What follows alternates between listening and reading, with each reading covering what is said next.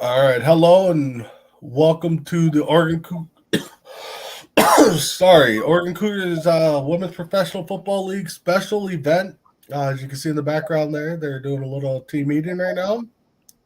Soon we'll be joined by the voice of the Oregon Cougars football, J Mac. But right now, I got Joanne. Joanne, how you doing? I'm doing well, Brendan. It's an exciting night, right?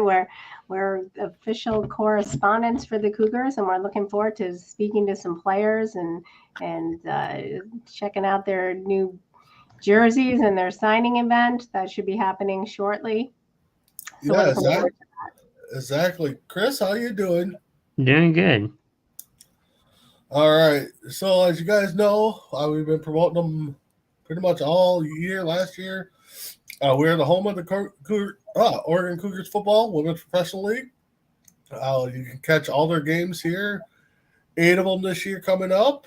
Um, and we also know that ESPN has picked up their schedule, the league, so you can catch some of the games on ESPN. So, Joanne, you being the female correspondent of the group, what does this mean for women in the sports world? I think that traditionally, I think most people don't think of women as playing professional football on other sports. I think it's becoming much more mainstream in the last couple of years. I think that it's liberating for women who uh, have a passion for football and have always wanted to try it. And now they're having that opportunity to go ahead and give it a try. I mean, I think the Oregon Cougars proved last year that they're a team to be taken seriously. They had an impressive record. Uh, and I believe they went to the playoffs, if I'm not mistaken. Correct? They went to the playoffs, Yeah, and I'm No, I almost think they positive. missed Yeah. out. I think they missed out. Did they miss out by one? Okay, they possibly could. J Mac can fill us in. I know it was one of those win and in or lose and somebody else had to lose kind of scenario. Yeah. but last year was their first year. They either came close or they certainly had an impressive record, and we do know that. Yeah. Jay has all the stats. This event kind of took us by surprise. Adam is joining us, and he's saying that they did miss out. So thank you, Okay. Adam. It took us by surprise. We knew it was upcoming, but we didn't realize it was tonight. So we're kind of winging it, which is exciting. We're putting our commentary skills on the line and our ability to ad lib, which we're both pretty good at. They missed out by one game. Okay. So Yeah, I thought so. I thought they had to win when you got them in, or it lost and somebody else lost. But for an expansion team, that's good to be one game out. Yeah, they only play 6, 7, 8 games, whatever they can schedule. But still pretty impressive. And like you said, Joanne, it's good for women to get out there that enjoy the football, hitting people. Um, I have an aunt that played it back 2001, 2000-ish year. They called it the brainstorm year. It was the Minnesota Vixens versus Lake Michigan Minks. They went around, played 7 games, I believe. I think 4 here in Minnesota, and I think 3 they traveled around. So, I mean, honestly, watching it and just hearing the pads hit, honestly, I couldn't tell no different from guys playing to women playing until they took the helmets off. So, it's always great. I can't wait to sit down with the girls and start talking to Coach Hoffman and kind of get what he's looking for this year and what kind of goals they are. I mean, typically we know it's to win. I mean, we're not going to beat around the bush, but hopefully we can talk to them and see what they want to improve on from last year. So, our guy Ace is getting ready to join us here. So once we get him out, we'll ask him some questions. But There we go. Hey guys. Hey, Adam. Hey.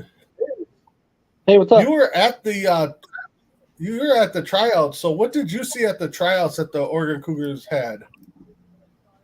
As far as what? Like, what impressed you? Oh man, everything. I'll tell you, they had a lot of new people come out this year, and even the new ladies that came out. I'll tell you what, they were so impressive. This Oregon Cougars team this year, they're going to be a team to be reckoned with. I can tell you that now. Like they had those drills so precise. Every drills that they did was just so perfect. They have a returning quarterback that was on the All-American team last year. They actually had 4 women who made the All-American team last year. Well, I think the Women's Football Alliance in itself is proven to be impressive. They're being picked up by ESPN too, which is a new development in regard to the league, and really speaks to the popularity of women's football and how it's growing.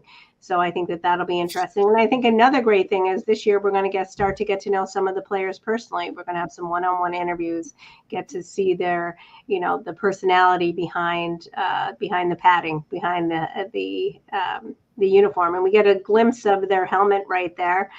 This impressively, Brandon was saying how impressive the helmet is. They have, their uniforms are impressive. The league is impressive, and I think that everybody is going to be captivated by them this year as we were last year. Yeah, and I think with everybody looking forward to all the interviews that we're going to be doing, the one thing that I do want to specify to everybody out there who's talking about, are we going to only see interviews at home games? No. You're not going to be seeing interviews just at home games. Like we're going to be they have games in Seattle, they have a game in Portland, they have a game in Utah. So you're going to be seeing them kind of starting to play everywhere. And there's even talks that on their bye week, Chuck is trying to get him a game actually in Colorado. Nice. Yeah, it'll be exciting. Yeah. I intend to fly out for at least one game, so I have to decide which is the warmest spot for me and perfect timing. So we'll see how that goes. And the season officially starts in April. We do have the signing event, so I believe it goes through June. So, it's a springtime schedule, which is exciting because it doesn't have to compete with the NFL.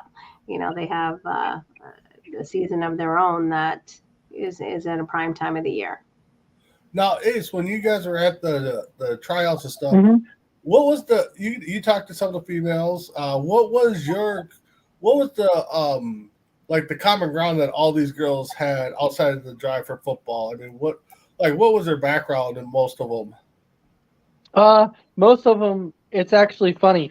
Most of them kind of just like gymnastic. Like a few of them had some gymnastic stuff, and then a lot of them had track, and then there was a few of them who never played sports at all, and they were just sitting on the couch one day, and their boyfriend or husband was watching football games, and they're like, hey, that would be a great activity right there. And so a few of them just decided to kind of go out there and try football, and once they got out there, they loved it. Yeah, no doubt. They all come from working families. I should say most of them that. Yeah, correct. When I was watching the interviews, it was a lot of working families, had kids, just wanted to get out, most likely to show their kids they can do anything. I mean, so as once we get to JMAC here, the schedule does start April 23rd, 2003. It's a home game versus the Spartans. No, I'm sorry. Home is Seattle. Yeah, it will be the April 23rd game. That's actually an away game. Yeah, away game. Yeah, they start on the road and they start in Seattle, and then the following week, I don't have the schedule in front of me, but I think I got it. The Warriors. They go to Seattle, then they go to Utah. Watchascat? Yeah, which is located in Utah. So they start out in Seattle, and then they go to Utah, and then they have a couple home games, and then they go to Portland, and they finish up the year at home. Yep. So May 6th, they'll be home versus the Portland Fighting Shockwave. And then pretty much back to back, because May 20th, they go to Portland and face the same Portland Shockwave. Mm-hmm. And then June 3rd, they'll be home against those Warriors from Utah. And then they'll close out the season June 10th at home against the Seattle Spartans. So, quick little, schedule update there. And like you said, Hoffman's working on getting them, a bye week game somewhere. Hopefully he does that. Hopefully he gets it in Colorado or wherever. So Yeah, he's trying, and so it's funny. And quoting from Coach Hoffman, who came out and said he understands that even if they go to Colorado, he said he anticipates them getting their butt kicked, but it'll be a great experience. That's exactly what he said, because he said he's going up against some higher talent in Colorado. So he said he would anticipate, but it would be a great experience. Yeah, it's always nice. I mean, even though if you know the team's better, it's always good to compare yourself where you think you lie at, and who knows? I mean, it could be like any NFL Sunday. Better team's going to win. The most teamwork is going to win. So it could be one of those days where it's any given Sunday. So let me ask you, Adam, how many women are on a roster? Do we know? No, I don't think they actually have like a set number yet. I think that they haven't focused on that set number, but they try and at least have 30 on the roster. They try, but that doesn't mean that they always can. Yeah. I would say you're probably looking at least one backup per position, maybe two linemen to back up. Well, the goal is 30, and the reason why the goal is 30 is so you can actually have substitutes. Because it's hard for people to play offense and defense. It's hard for them to play both. So the goal is to at least have 30 to where they can have these substitutes that come in and out. But they have not been able to reach that mark yet. But they anticipate that hopefully they can get there. So just looking at some, stories here, just to give a little bit of history. The last 2 years, the Women's Football Alliance championship game, I think, has been played on ESPN2, I think. Yeah. I know it was last year. Yeah. It was Boston Renegades versus the Minnesota Vixens. And they played the last 2 years. It's been back-to-back those two teams. Of course, Down in Boston, Canton. well, yeah. Down in Boston, yep. So Boston's got them both times that year. In Division 3, it was Oklahoma City Lady Force versus the Capital City Savages, and Oklahoma City Lady Force shut about 25-0. So I believe that's where the girls are sitting at for Oregon, is Division 3. Mm-hmm. So I was trying to find the girls that were on the All-American team, but I can't find the Oregon Cougars. Yeah, it was actually pretty cool because we actually got a picture of them and a video of them with the All-American ladies is what we call them, and it was really cool. I believe 3 of them are coming back this year. One of them is actually taking the season off. Gonna do what they can to help the team, but and she's got to take a season off. So okay. And I know their coach Chuck is passionate not only about developing women as football players, but passionate about the fact that the team is a family. He supports the women in every aspect of their lives. I mean, Chuck is an impressive coach as well. In addition to a great team, a great league, really, you're only as good as your leader in many instances. And, we're big fans of Chuck here. And I love how he really speaks about them in those regards. And it's not just while on camera. We've had many interactions with Chuck. We know his philosophy, and that's one of the reasons that we're so passionate about the Cougars, because Chuck's passion and dedication to the team is infectious. Yeah. Oh, absolutely, absolutely. He's a great guy. Even when you meet him in person for the first time, he's such a joy to be around, and you can definitely see the passion in his eyes, and just the way he takes care of everybody is incredible. Just an all-around great guy. really when the team was in development, I mean, Chuck utilized, his own funding to get the team going and really to bankroll them and get them moving and get the league progressing. And, we have a lot of admiration for that. And I think they have a chance to move up too. In Yeah, like depending on how they're development finished, as I well. believe that's kind of a goal is to move up divisions. I think. Yeah, that is the goal. He doesn't know how long it'll be before they move up. He wants to develop a little bit more and then move up. So, But isn't it like you finished top 3 or something like that this year? I thought he mentioned something about that. And I thought we talked about last year. I don't recall exactly. Isn't the WFA thinking about going international? They were going to get. I think they already have an international. So, that's not exciting. not completely yet, Chris. They haven't gone international yet. They're talking about it. Yeah. And so it's probably going to happen. Like I would probably say within the next year or so, it's probably going to happen.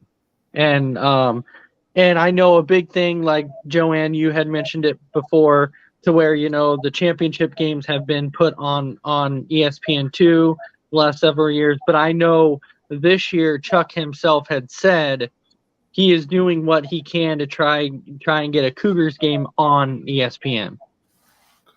Well, I think right on the WFA's website, their headline as breaking news is that they signed a network deal with ESPN. So they're proud to announce that. So I think I think Chuck has a pretty good chance of that happening. Yeah, and right. I believe, if anybody can do it, Chuck can do it. So we'll certainly.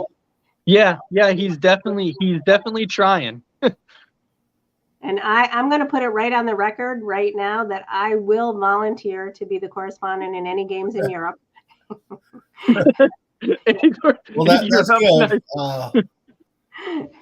We do have a question. We have Carrie Colbert, and thanks for joining the show, Carrie. What is actually happening in the meeting right now? The players are signing their contracts, getting their jerseys, and we're waiting for that meeting to wrap up, and then we are going to have some players live, and we're going to be doing some interviews and meeting the players now. So that we're looking forward to that. The administrative portion, they're really keeping that private and under wraps, but as soon as that concludes, we're going to be in the room with the Cougars as well. Mm-hmm. Ace, I know, me and you are married, and Joanne, you can speak. How would you like if your wife played some football? How would you feel being the guy? You know what? I think it would be pretty cool. She knows enough about football that I think that she could do it.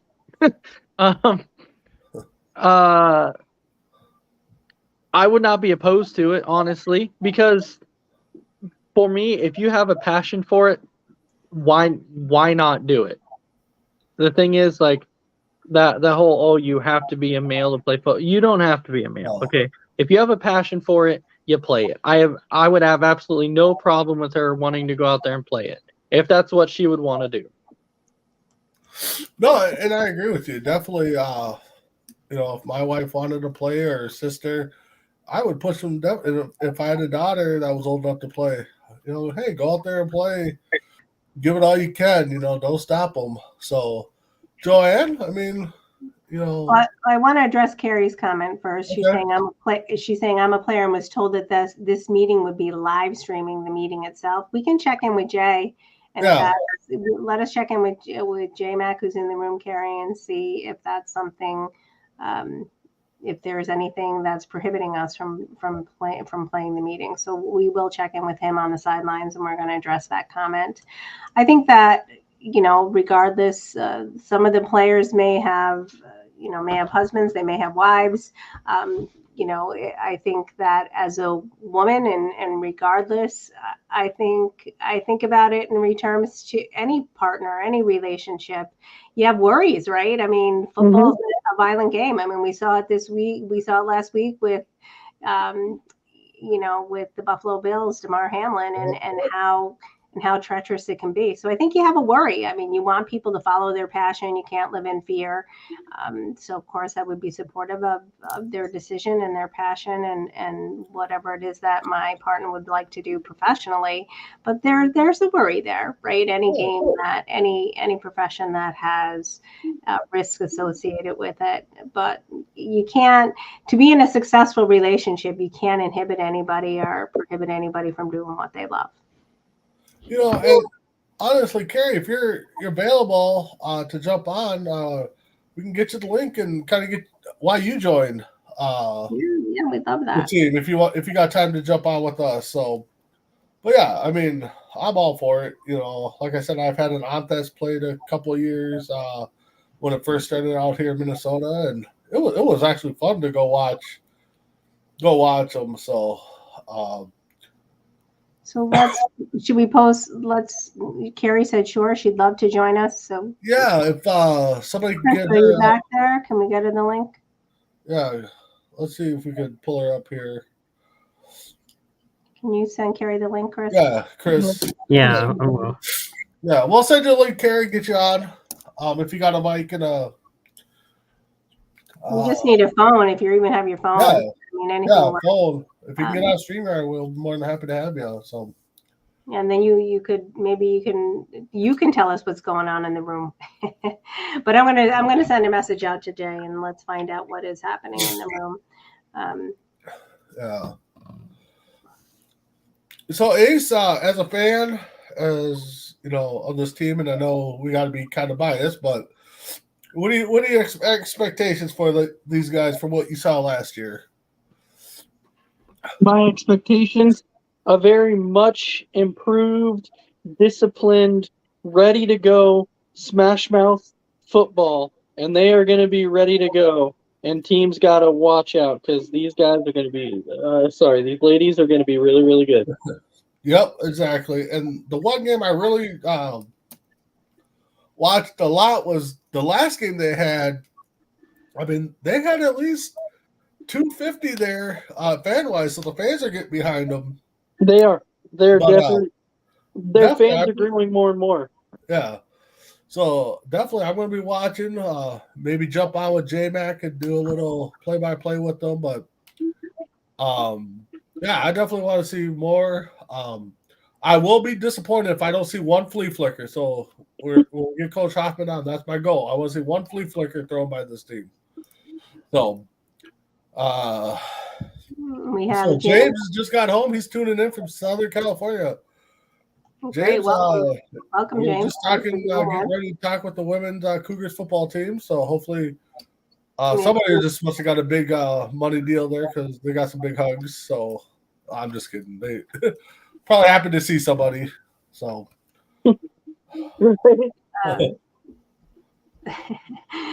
So yeah, well, we can speculate what's going on in the room, but we're not sure. Yeah. But it was a happy moment, whatever it was. Yep.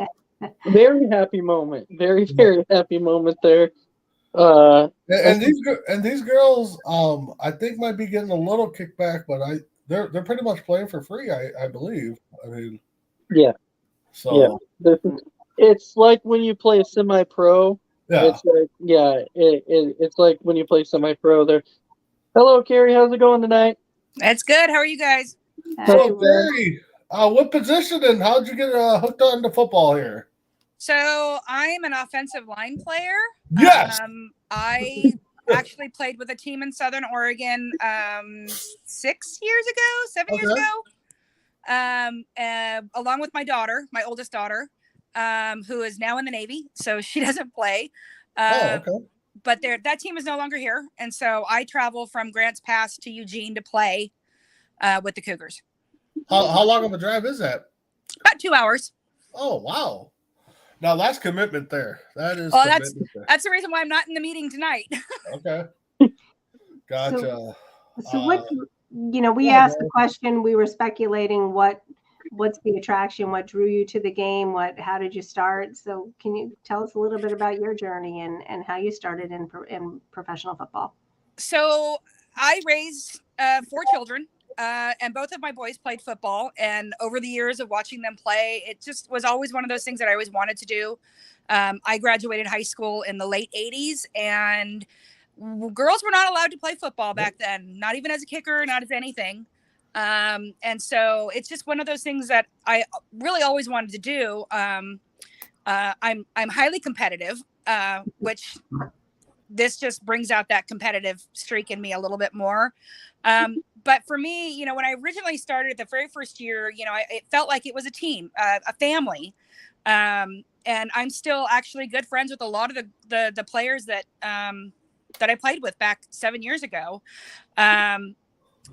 And so for me, it's fun. It's a legal form of, you know, abuse. Really. I get to go out there and I get to push people around. And how much fun is that? So, if you don't mind me asking, Carrie, what do you think right now is taking place in the meeting room? I honestly, I'm assuming that he's talking about travel schedules, maybe player assignments, getting gear together. Above that, I really don't know. I've done a couple of these meetings with them. I've been probably talking a little bit about fundraising. We did the beer stands for the Duck games this year.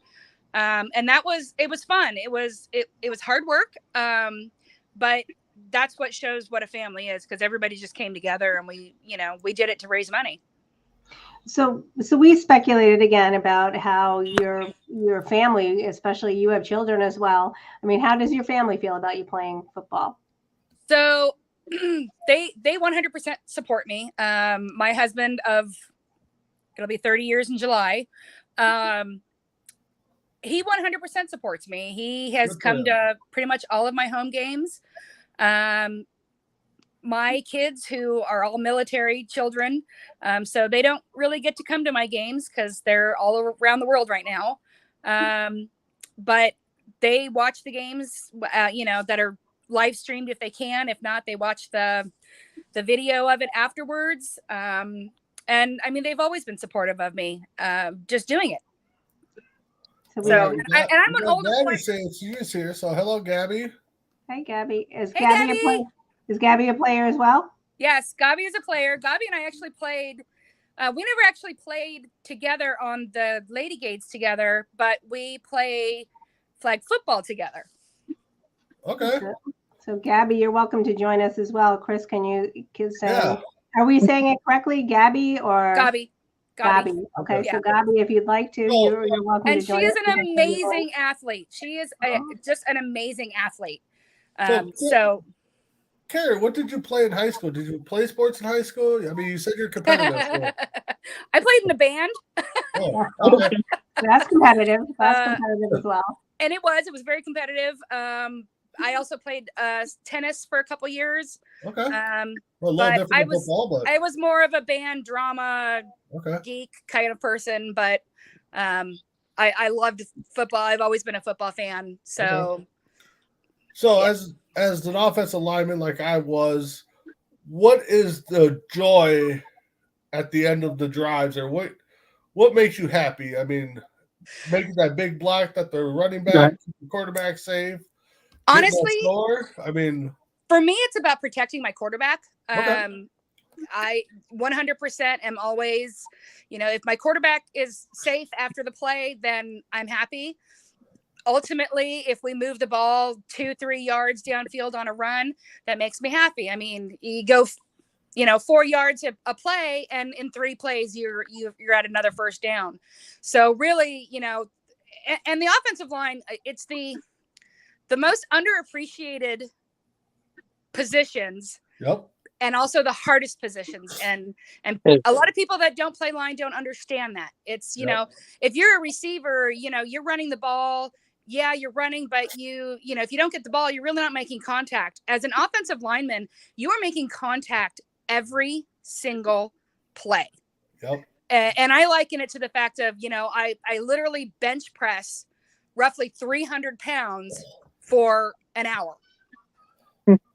Yeah, and I used to have to debates about this with people in the past. When I used to say the most important position on the offense, besides the quarterback, is definitely offensive line. You have to have a strong offensive line. Like that's a main part, because you have to have a solid offensive line that can pass block, so your quarterback doesn't get sacked, and then you have to have a good offensive line that can run block and open up those giant holes for the running back to run right through.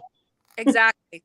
Yeah. And so, I mean, people say that, the skilled positions, which are the running backs, the wide receivers, the quarterback, but really those line positions, they are just as skilled, because you have to be able to coerce somebody to go in a direction that they really don't want to go.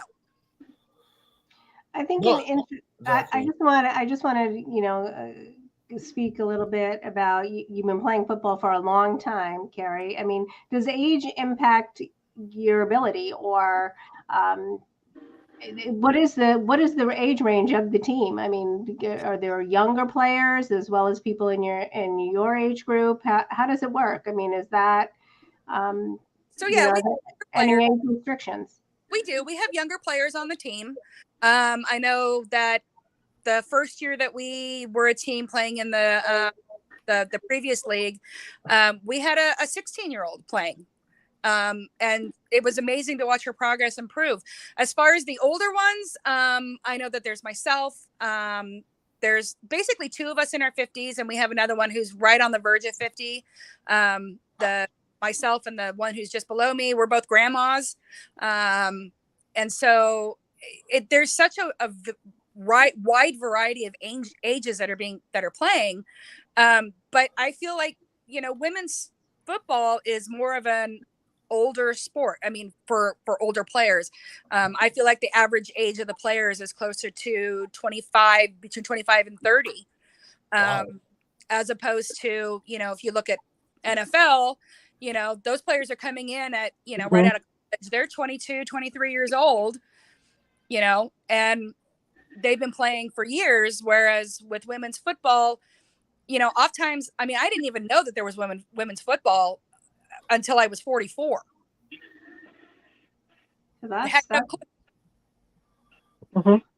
Well, I love that. I think that speaks to not only women, which I love that perspective, but women and age and all of those things, that their athleticism isn't prohibited. We have people like Tom Brady, who's at 45, and that women can be just as impressive at any age. And I love that aspect of the story. Well, and honestly, I think having older players on the team is really kind of grounding. Just because a lot of us, it's not about football experience, it's about life experience. Some of us have been through really difficult times. I know I went through a very difficult time a couple years ago, and the compassion that my team showed to me truly showed me who my family was. And I, you see that with NFL teams. You see that, they're close, but they're playing for the money.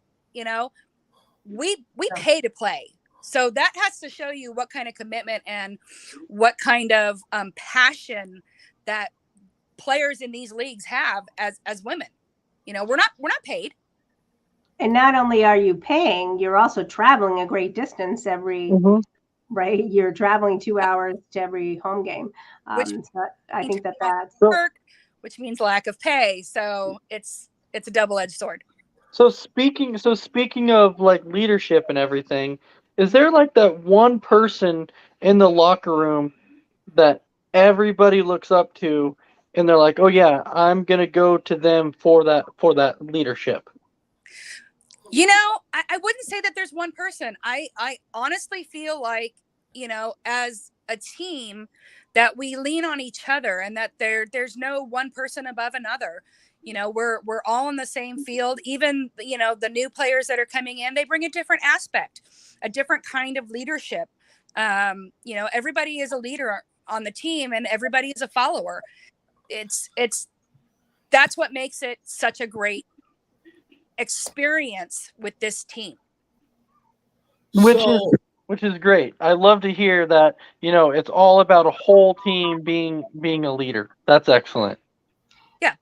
I mean, some of us might know a little bit more than the next, but it's still a learning process. I mean, we just did the holiday showcase up in Hillsborough, and that was playing with women from all across the WFA, the WNFC, and getting to meet those women and seeing how those coaches coach.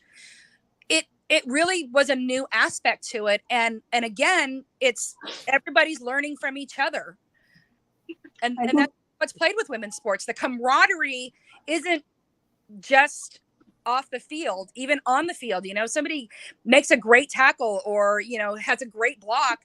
Literally, the person that they've tackled, they blocked, is there helping you up, going, "Hey, that was great." So as you're getting to meet, new players that come in, or the players that you've met, what's the common ground that you see that all the players have? I mean, that you come across? Passion. Okay. Passion, a love for that. football. And for a lot of players, it's I've never done it, I'm going to try it. And they get out there and they're a little bit nervous about, the first time they've got to hit somebody or make a tackle. And then they do it and they're like, "Oh man, I don't know what I was missing out on." Okay.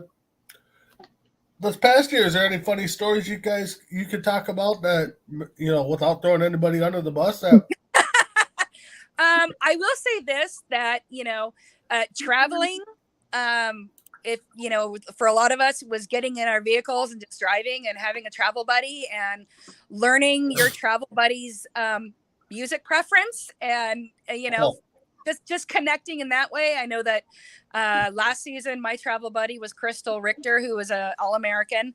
And her and I had a blast. And, she's not playing this season, but her and I are still incredibly close. And my daughter from Mass X with the Navy, and the first thing that we did, literally the first day she flew in after being up almost 24 hours, we drove up to Eugene so we could go visit with Crystal.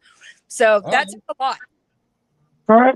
So we were talking, a little bit about Chuck a little bit ago. If you don't mind sharing, like how inspiring has Chuck been? How big has he been for this team? So Chuck is like, well, for me, he's more like an older brother. And I'm sure for a lot of players, he's like a father figure or a grandfather figure. It's as soon as he sees you, it's that hug. And sometimes that hug says more than just a hug. It's the glad you're here, glad that you made it. And, the way that he coaches us is, it's not roar, roar, roar, I'm gonna, roar at you. Sometimes he speaks so low that you really have to listen to what he's saying, pay attention, and in the aspect of it, it's him the respect of coach. It goes way further than just being a coach. Like I said, I did some terrible stuff a couple years ago, and Chuck was right there. I mean, immediately just, communicating with me and then communicating with the team about what was going on. And, there was never an issue. He knows 100% that I travel, and that there are a few of us that travel, to get to Eugene from Southern Oregon, what comes from the Roseburg area. And, like tonight, I didn't get off work until 6:15. I didn't get home until almost 6. I would not have made it to that meeting. And he knew that 100%. And, it's not being held against me for doing that. But I participate in everything else that I possibly can, fundraisers. And, I'm there as often as I possibly can. I obviously can't go up during the week for practices, but I'm there every weekend. Okay. So I'm sorry. I was going to say, what's it like playing in front of a live audience? I mean, that must be exciting. So, I would love to say that we play in front of, a huge crowd of fans, but really we don't. We're lucky if it's, our families that come and maybe one or two community members. And that's one of those things that I really wish that, women's football could, achieve more, to get the community support. Our home field is in Cottage Grove. How great would it be to have the stands filled like a Friday night high school football, Yeah. to have everybody coming going, hey, you know what, this is great. It's good for the community. And it's really good for the players. But you know what? When we're out there and, we're like I said, I play offense and our defense is out on the field. It's the players on the sidelines that we're cheering each other on. And then you hear, the people in the stands and they see that you're cheering and then they start doing it. And it's that little bit of interaction that you get. But for me personally, it's not about who's in the stands. It's who's on the team with me. It's who's on the sidelines. That's who I play for. Yeah. No, that's good. Good thought there. So you played on a previous team years ago, and what's the comparison like playing now back then, or the team chemistry between the two teams? Well, I'll tell you this much: the first season that I played with the Lady Gades, it was their first season. Everybody on the team was new, and it really was a family. However, and I'm not going to throw anybody, under the bus. I'm not going to say anything. To me, it's the ownership style. I was actually very happy that I was not asked to come back the second season, because I honestly would not have wanted to play for those owners. I respect Chuck. I respect, his wife. I respect what they've done. And, I will do everything in my power to, help in any way I can. If that's, helping out a player that can't pay their fees, or, organizing, running, a beer concession, and getting home at 2:00 in the morning, then that's what I'm going to do, because that's how much I respect Chuck and this team. I just want to say that Kat is here as well, and good night. So Chris sent you both the link. That's actually not to watch the live stream, but to join us on camera if you would like to join us as well. We're certainly extending an invitation to either of you. So that's what that link is, not to watch. So hop on if you'd like to join us. And the link isn't active unless you reply to them. I learned that. Okay. Oh, okay. Yeah. You have to reply in order to get the link. Yeah. So yeah, it'd be great for Kat and Gabi to get on here so that I don't have to talk anymore. All right, Kat. Yeah. Gabi. So what are some of our Coach Hoffman's like pregame speeches, and compared to the halftime? I mean, they kind of the same motivation, or does it kind of depend on how the game's going? Every game is different. Sometimes, it's just he says a few words, then he passes it off to the other coaches or to other players. It really is different with every game. Every circumstance is different. Before the games, it's that, hey, come on, let's get our head in the game. Let's, and at halftime, just depending on where we're at, depends on what he says. There's been a couple games that, we're down a little bit, and, he just comes in and says, yeah, you guys know what you need to do. And, passes it off to, the defensive coach, to, coordinator to say, hey, this is what we need to improve on. And really it's not just one person talking. It's everybody's feeding off of each other, and, you can feel it. And then, that second half is always a completely different vibe. So the one question that I'm curious about, and you hear this a lot, especially about the NFL, to where people talk about player safety, and that the NFL has gotten soft and everything else. But my question for you is, do you feel like the league that you ladies play in, do you feel like they protect you enough? Do you feel like the player safety is exactly where it should be? So I'm going to say the league has rules that are in place that state that, there's supposed to be medical personnel. Every player is supposed to have, medical insurance.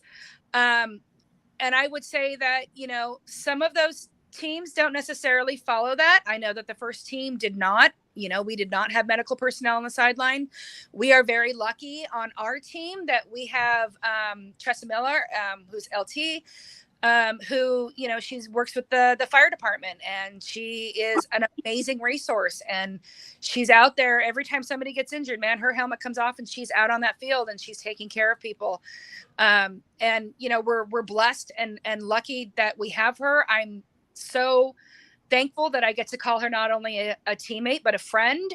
But yeah, I do think that, there needs to be a little bit more as far as safety concerns for players.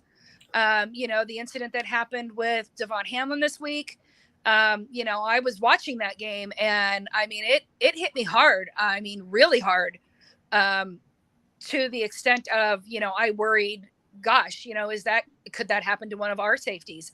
Could, any one of our players, go down like that? And what would we do? So yeah, I mean, it's, and here's the thing. A lot of people will say, well, women's football, they don't hit as hard. They're not as, and I'll tell you right now, that is just not the truth. If you've ever been to one of these games and you've seen something, you've heard it. You can hear that crack when that tackle hits. And yeah, it is scary. But again, we've been lucky. I personally have been extremely lucky. I'm going to knock on wood on that one, that I haven't had any major injuries. I've had a few, pulled muscles, and, I've taken some hard falls, but nothing that's taken me out in an ambulance. And that's, like I said, I'm grateful and blessed that hasn't happened. Right. We're grateful for that too. Yeah. Yeah, that's definitely one thing. I, for one, have been I am one that's very big on player safety. And so when people talk about, it's soft, and I'm like, no, it's not. It's all about player safety. And then you see, the thing that happened with Damar Hamlin, and then you see other serious injuries happen with people get concussions and everything. And I'm like, and this is why player safety is why it's supposed to be like that. Because you're simply out there protecting them. It's also, what's scary is that, we have a decent sized roster. I mean, I don't think we've had any game that we've had less than, I want to say 17 players at a game, which allows for substitutions and swapping out. But we've gone up against players that literally have had 11 players at the game. Ooh. Or 12 players at the game. Oh. And, these players are playing, it's gridiron, they're out there, they're playing both sides of the ball. They don't get a rest. And that's when you see those injuries happening, because they don't get the chance to come off the field and take care of themselves. And, it's hard for me to see teams that don't have rosters of at least 30 players, and know that these are traveling teams, and that, they need to have, at least 17, 20 players going to an away game. Yeah. I mean, it's a long season, so you're going to get polls and things like that. Those are things that you really can't avoid. It's the bigger injuries that people are really focused on, of trying to protect people, which I think is very key. You got to be able to protect. You're right. It is key. But if you are on a team with a smaller roster, mm-hmm. and you end up, let's say, pulling a hamstring in your first game, but you're the only player there, you're the only player that can play, say, the quarterback position or a wide receiver position. And so you're out at the next game and you're running on an injured hamstring, and then you've got to turn around and you've got to play safety. You're never getting a chance for that injury to heal and to rest. And that's where player safety, in my mind, that's where the biggest concern is, because those players are injuring themselves at the beginning of the season and they're truly never healing. And that's what leads to those bigger injuries at the end of the year or mid-season. Yeah, and that makes complete sense. Isn't there like some kind of, I would say, rule in the rule book? Because I'm not too familiar with the rules and everything, how they're written, and your guys' league, but I would assume that there's some kind of rule in there that if a team doesn't have enough players, if a player cannot go and there is no replacement, I'm assuming that that team would end up having to forfeit the game. That's what I'm assuming. I don't know if there's necessarily a rule in place. I do know that we played a couple of games last year and the year before where our opposing team, they came with 12 players, had 2 injuries, and then they went down to 10. Ooh. And we were Wow. literally playing 11 versus 10. You know, one of the teams said, hey, can you guys take a player off so that it's at least even? But we're signed up to play, 11v11 football, and it's tackle football. If that team doesn't have enough players to field a complete team, then in my mind, I would say they would have to forfeit at that point. They don't have enough players to play the game, and that's just not safe. Mm-hmm. And I completely agree with you 100% on that aspect. I'm surprised it's allowed to play without a full team. I think it kind of comes down to, because there's no league official that comes to these games and monitors what is happening. So it really comes down to the coach's decisions as to what they want to do. And again, in my head, there should be some kind of league rule that states, if you don't have 11 players to be on the field, then you don't have a team, you don't have a game, you have to forfeit. Yeah, which Whether you're ahead or not, you lose the game. Yeah, which I officiate games, high school games and things like that. And so when we officiate, we kind of have those into place too. Like if a team shows up with a smaller roster and a couple players get hurt and they get down to 10 players, the game's over. Like we're like, no, we can't keep going because now you're short another player and you have 10, and now the injuries concerns are much higher. So we have to end this game. And last year we had a game to where their quarterback had gotten hurt, but they did have a few extra players, but that coach at that point in time was like, we don't have another person that can play quarterback, so we're going to call it. So they just flat out called it because they did not feel safe to stick somebody else out there who never had experience playing that position. So they simply said, no, that's it, we're done. See, and that's a good coach. Yeah, and so us officials were like, okay, if you want to call it, that's fine. We're not going to say you can't. So if you feel like it's not safe, then we'll go ahead and say it's over. And so to me, that's the right call. If you don't feel like it's safe, then don't do it. Yeah. 100% agree. Great. And I think that this week, that injury on the field with Damar Hamlin really is so indicative of that. We should not be playing. We should not be putting players at risk unnecessarily. Well, and you know what I'm going to bring up an interesting point here is that, the NFL, the league itself wanted that game to continue. And it was the coaches that said, no, our players are not going to go back on the field. This is traumatic. We just literally watched, our player, our colleague, our colleague, our friend, literally receiving CPR in the middle of a field. They're not going to go back out there and play. It's not going to happen. And, for me, the respect that those coaches showed to Damar Hamlin and to their players says a lot. And that's the kind of coach that Chuck is. He's the exact same way. And, it's, to me, the league sometimes doesn't always know what's best. Yeah. And I'm just going to say it.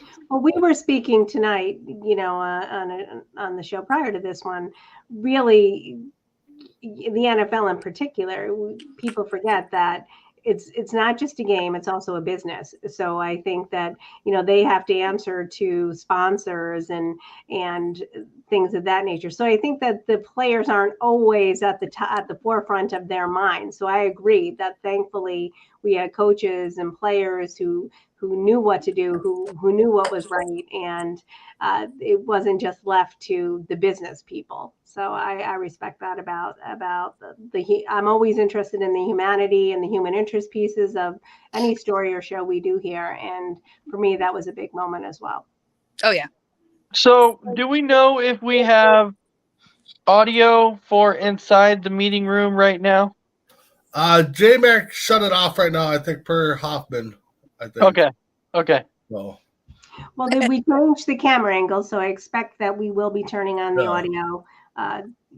So we're now in the front of the room, and Chuck is speaking, and I believe that we should be. Jason should be connecting with us shortly. Okay, well, I'm gonna get off of here, and hopefully we can get Kat or Gabi on here. I probably chewed you guys' ear off enough. All right, we appreciate it. yeah, we Thank appreciate you. it. Carrie. Good luck this year. Thanks, Carrie. Good luck, and Thank hopefully we'll be out to some of us will be out to some games. I'm gonna come from New York to at least one game, and I look forward to meeting you in person. Oh, it'll be great to have you guys there. So thanks for you guys' support. Yeah. I know Thank guys- you. Fantastic. Absolutely. And yeah, we look forward to having you. We will be traveling too. When you guys when you're in Seattle and you're in Utah and you're in Portland, at least I know two of us will at least be there, and Joanne will be there for one, but my brother and I will be there for Seattle and Utah and Portland and all that. So Well, awesome. Can't wait to party with you guys after the games. all right. Thanks, guys. Have a good Yeah, night. no Yeah, problem. we See you later. All right, so for people watching, that was Carrie, a member of the Oregon Cougars offensive line. I don't think she said she played defense, but she plays line for sure, offense. So. Yep. We're just waiting for Chuck. Camera view's changed, so hopefully a few minutes here we will get J-Mac on, and he'll let us know what's going on. So that was it was interesting to speak to a player who and a seasoned player, right? She's not a rookie. She's been around for the league for a long time, and so we really appreciate Carrie's input, and it gave us an entirely different perspective in many respects. Yeah, no, Absolutely. it definitely was a great interview. I definitely like that she jumped on. Just wait for Gabby and Kat to jump on. Hopefully they can get what's working for them for the stream and jump on here. So yeah, I'm interested to hear what's going on in the room. So that'll be upcoming, and maybe we'll reach out to Jay and see if there's a timeline on when we'll be jumping on. yeah, exactly. Yeah, that might be coming up anytime soon here. My battery life is starting to drain. I'm gonna have All right. to hop off here pretty soon, but maybe we can get some more people on C2C even to pop up and give a little talk. So might reach out to James, see if he wants to pop on for a few minutes and see who we can get to pop on here. Right now the biggest thing is waiting to see what when we can start listening to what's going on in the meeting room. I'm definitely looking forward to that. Definitely can't wait. But going back to what Joanne was saying, she's trying to find the game with the perfect weather. Well, Well, the weather in Oregon is Oregon. How do I say it again? I always screw it up. Oregon. Jay's always correcting me. Yeah, in the spring, I expect that it's pretty warm out there. It's not as warm as you would think. Like Portland, yes, it is. Like, there's been a few times around there, around the Portland area, it's gotten up to about 100. But other than that, like, Seattle, it seems to rain a lot, but but it does that same thing in Oregon, though. You never know when it's going to rain. It's always hit and miss. So I'm thinking I'd like to go to Salt Lake City, actually. Yeah, I think the Utah one. I think that'll be a lot of fun. Yeah, me too. Looks like we're gonna try on the jersey here. Looks like No, that's the All-American. Oh, that's the All-American? Okay. Yep, that's the All-American. The All-American jersey and the player? Yep, that's the All-American jersey and the All-American player. That's exciting. Like I said, they have 3 of them in one. They had this year 6 cannot play. total. They had 3 on one team and 3 on the other. Yeah, and they can't. And like I said, the one cannot play this year. So. And what does that mean, Adam? That when you're an All-American, is it almost like the Pro Bowl? All-Star. Yeah, it's like a Pro Bowl in the NFL, pretty much. Yeah. Okay, so that would be exciting. Has that game happened yet, or it's upcoming? Yeah, that happened before their championship game in Canton, Ohio. Yeah. It's. Oh no, I don't think she's talking about the Pro Bowl. No, not the Pro Bowl. I mean the All-American game. Yeah, I thought the All-American game happened already. The All-American game. The All-American game happens kind of like the NFL. They have the championship games, and then they have that week break, and they do the Pro Bowl, and then they do the Super Bowl. It's pretty much the same thing in this league. They have the championship, and then it goes to that break to where they do the All-American Bowl, and then they have their actual the Super Bowl for the women. So let's see. All right, perfect. All right, well, it was definitely nice to hop on here. I gotta throw my phone on the charger before it dies here. I was still having some laptop issues. If you didn't hear last night, Joanne, my screen on my laptop went completely black. Oh my gosh, no. All right, well that makes podcasting pretty tough. Yeah. I'm working on it. Perfect. All right, so it was great to hop on. I'm going to throw my phone on the charger a little bit. I'm going to keep track of what's going on, and I'll try and hop back on here pretty soon. All right. Okay, great. All right, Great. thanks. Bye. All right, so people tuning in right now, we got Chris is back now. So we just had an interview with Carrie. Looks like James Gonzalez is going to jump on here, give his little perspective. James, how you doing, bud? Oh, I'm good. I was just tuning in. It's great to see everybody. Joe, I don't think I've ever met you before, but I watched your shows on C2C, the Bo and Joe show. So it's good to see you and Chris and Big B, of course, and J Mac over there. Things are happening, and I like seeing it. And being part of a team is always something great. I was just reminded, I was watching a documentary sometime last year on Netflix, and I think it had to do with this league of the daily lives of the women that are in the league. And one thing always, made me mad about it, though, was like the lights turning off because they had to rent places to go practice. Oh, yeah. And so they had high schools and parks, and they kept showing the lights turning off. And you think of all these other leagues that guys are in, and they get the facilities and all that. And what was it, Kai, the woman earlier that was on, Carrie, yeah. So she did a good job of mentioning how things are and, what it takes to be in this league.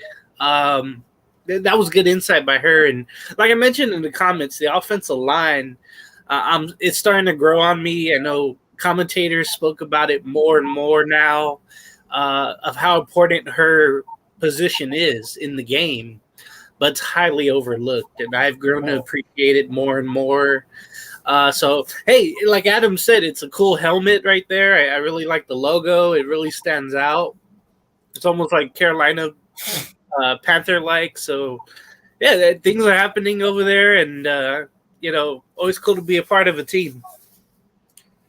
Agreed, and we know that very well here at C2C. I mean, it's like indicative of our name, coast to coast. We have a broad team. We have some of the players waving to us. We can wave back. It's good to see you. Well, and the thing Karen kind of mentioned, I mean, Hi guys. What's up, Joe? what's up, guys, gals? How you doing? And there's a lot of people in there. Okay. Hi, everybody. Thanks for being here. Thank you. No, I'm like really shy. We're connecting with the team now. Hopefully we have some players coming over. Up there. Joe, and then this is Big B. Okay, James. James What's up, Gonzalez. James? What's up, James? Chris. Awesome. Awesome, you guys. Our tech guy. You guys just missed. We had an interview with one of your offensive linemen, Kerry. Sorry, guys. Before they go. There, you good? Hey guys, what's up, man? Hi. Mr. Chris Bacon. Does that say bacon? Hey. Yum. J Mac. Okay, J Mac. Is that you, J Mac? Okay. Okay. And Big B. So how you ladies doing tonight? No, Jay and Mac. Yeah. I don't know It's what to pretty say, awesome. but thanks for being here. Thanks for supporting this team. Yeah. Yo. We used to actually play together, and I stopped playing for like 3 years, and then I just came back with this team. So it's pretty exciting. So And what then she's playing positions for do you this play? team. Good times. Oh, now we can hear you. There's like a speaker. Hi. What positions do you play? What term? Oh, Jesus. I play everything. Yeah. Literally. I've even played line at Nice. 100 pounds. But yeah, I'll play anything.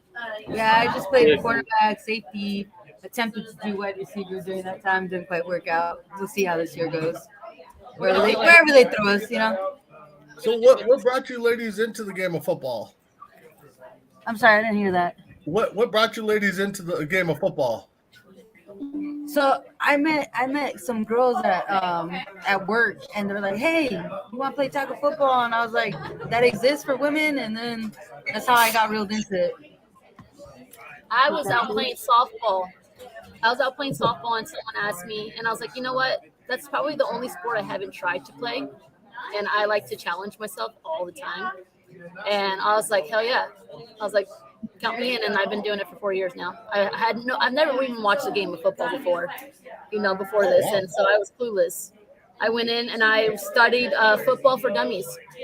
Like I literally studied football for dummies, and it told me like what this position was called and what this position did. And then I went on to trying them all out. I started out as kicker, receiver, linebacker. I did DB, I did safety, and then I ended up as a quarterback. She's a badass quarterback, though. QB1. Wow. I made I made All-American.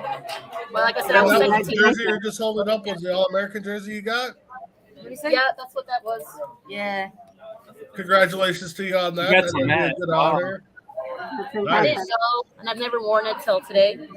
If I'm not first, I'm last. That's how I have kids, and I teach them that too. If you're not first, you're last. So is quarterback your favorite position? Now that it sounds like you played them all, is quarterback the best? I'm actually hoping not to be quarterback this year. It's just so much stress. Last year it was so much stress, so much pressure for someone that didn't know football, and I'm still learning football. Like everything, I learn something new every day when it comes to football. And so I'm here as a backup if they need a backup, but otherwise put me anywhere in the field and I'll be fine. It's more Play fun. Madden, you'll learn a lot there. What? You watch the game now. Oh yeah, play I Madden. watch it now. And I was afraid for the longest time to watch myself play because I know that we got killed in some games. And for the longest time, I did not want to watch that. I was like, I know I messed up, and I feel like a lot of it was my fault as a quarterback. And I went back and looked at everything, and I was like, no, that ball hit her hands. That ball hit her hands. That ball hit her hands. That ball went where it was supposed to go. It wasn't my fault. So I blame myself for the longest time, but it's good to be able to see that. Yeah. Well, the football team, when you're out there, that offensive line has to probably be your best friends, huh? Huh? Your offensive line has to be your best friends as a quarterback. I'm Oh guessing. yeah. I used to do my nails as a quarterback. I used to go in and get my nails professionally done. And I said, if you ladies let my nails get broken, I was like, it's game over. And so for every game, they're like, did you break a nail? I was like, no. So every time that like I had a full set of nails after a game, these were acrylic nails. These are like heavy duty, $60 nails. Every time I came back with 10 nails, I would give them something. I was like, hey, this drink's on me. So There a you go. lot Good of for you. quarterbacks don't understand the importance of becoming friends with your line. To me, like my line was more important than anybody else. They were the ones that defended me. If it wasn't for them stopping everybody, allowing me to throw the ball, nothing would happen. So I'm sure the guys don't understand. They don't understand the importance of a good set of nails like I do. So I'm not the person that likes nails. I do hate too. having nails. I do too. Because I play softball right now. I play soccer, and then every now and then I play basketball, and then I'm coaching wrestling. And I'm not a nails kind of person. You said you're coaching wrestling This too? is the only reason I got them. Huh? You said you're coaching wrestling too? Yeah, I coach my boys. I have 3 boys, and 2 of them wrestle, and then the other one plays basketball. So yeah, we're staying active. I have 3 sons as well. I just didn't want to get fat and out of shape because I know it's going to happen because I eat cookies a lot. I eat a lot of cookies and pie. I want to be able to keep doing that. So how does your family support you playing football? Huh? How does your family support you in playing football? I don't tell them about it. Oh. I didn't tell them for the first 3 years because, like I said, I was learning, and if I'm not going to be kicking ass at something, I don't invite people to come out and watch. I had a lot of friends, family. I would not invite them to come out and watch me because I was afraid that I wasn't good enough. And I'm just because I didn't know anything about football, and now that I'm learning, I'm more confident. Confident is key. Now I'm thinking about every now and then I'm like, oh, I'll invite a couple people out this time. I'll invite a couple more this game, But had I invited people, they would have all been there. Like my family, they would have all been there. That's but good. like I said, I'm just kind of scared. Who do you have behind you there? Hey, talk to this chick. I'm going. I'm All right. Thank you. talking to you guys. Thank you. Hi. Hello. Hello. Who are we talking to? Brittany Pianchi. Hi, Position. Hello, Brittany. Hi guys. I play tight end and middle linebacker and kick sometimes. Wow. Okay. Sarge, you just joined the show, so you got some questions there? Yeah, since you kick, how hard is it to actually kick? It's actually a lot harder than it looks. Like the pros make it look really easy to kick super far. And it definitely takes a lot of practice. Okay. What's the Just like longest everybody kick? else. What's that, Chris? What's the longest kick that you've made or attempted? I think I can make like a 30-yarder. Better than me. Yeah. Is this your first year in this league? It's my second year in the WFA. It's my 3rd year overall playing. The first year I was with the Cougars, and we're in the WTFL, the Women's Tackle Football League. Okay. So we played Salt Lake City that year, and we're going to play them again this year, so I'm pretty excited. Okay. Love you, Carrie. Yeah, we just had an interview with Carrie while you guys were talking, so got to know nice. Carrie. Yeah, got to know Carrie really well. So what brought you into the game of football? I've always liked it. Growing up, I watch football with my dad. He is a Minnesota Vikings fan, so Yes. hey. So I'm got the quiz on right now, so the but- Vikings fan, nice. Yeah. Oh, I'm gonna like you, Brittany. Tell your dad that too. 1 second. Okay, I got a quick question. So What's up? last year was your first year playing with the Cougars, correct? 3rd year overall. Third year, okay. So Yeah. this year, what is the team's outlook? Like, what are you guys going to try to do different this year? I think our defense is pretty solid these last couple years. It has improved since our first year. Our defense was way better last year. I think we want to improve on offense this year, and just keep on getting better each game.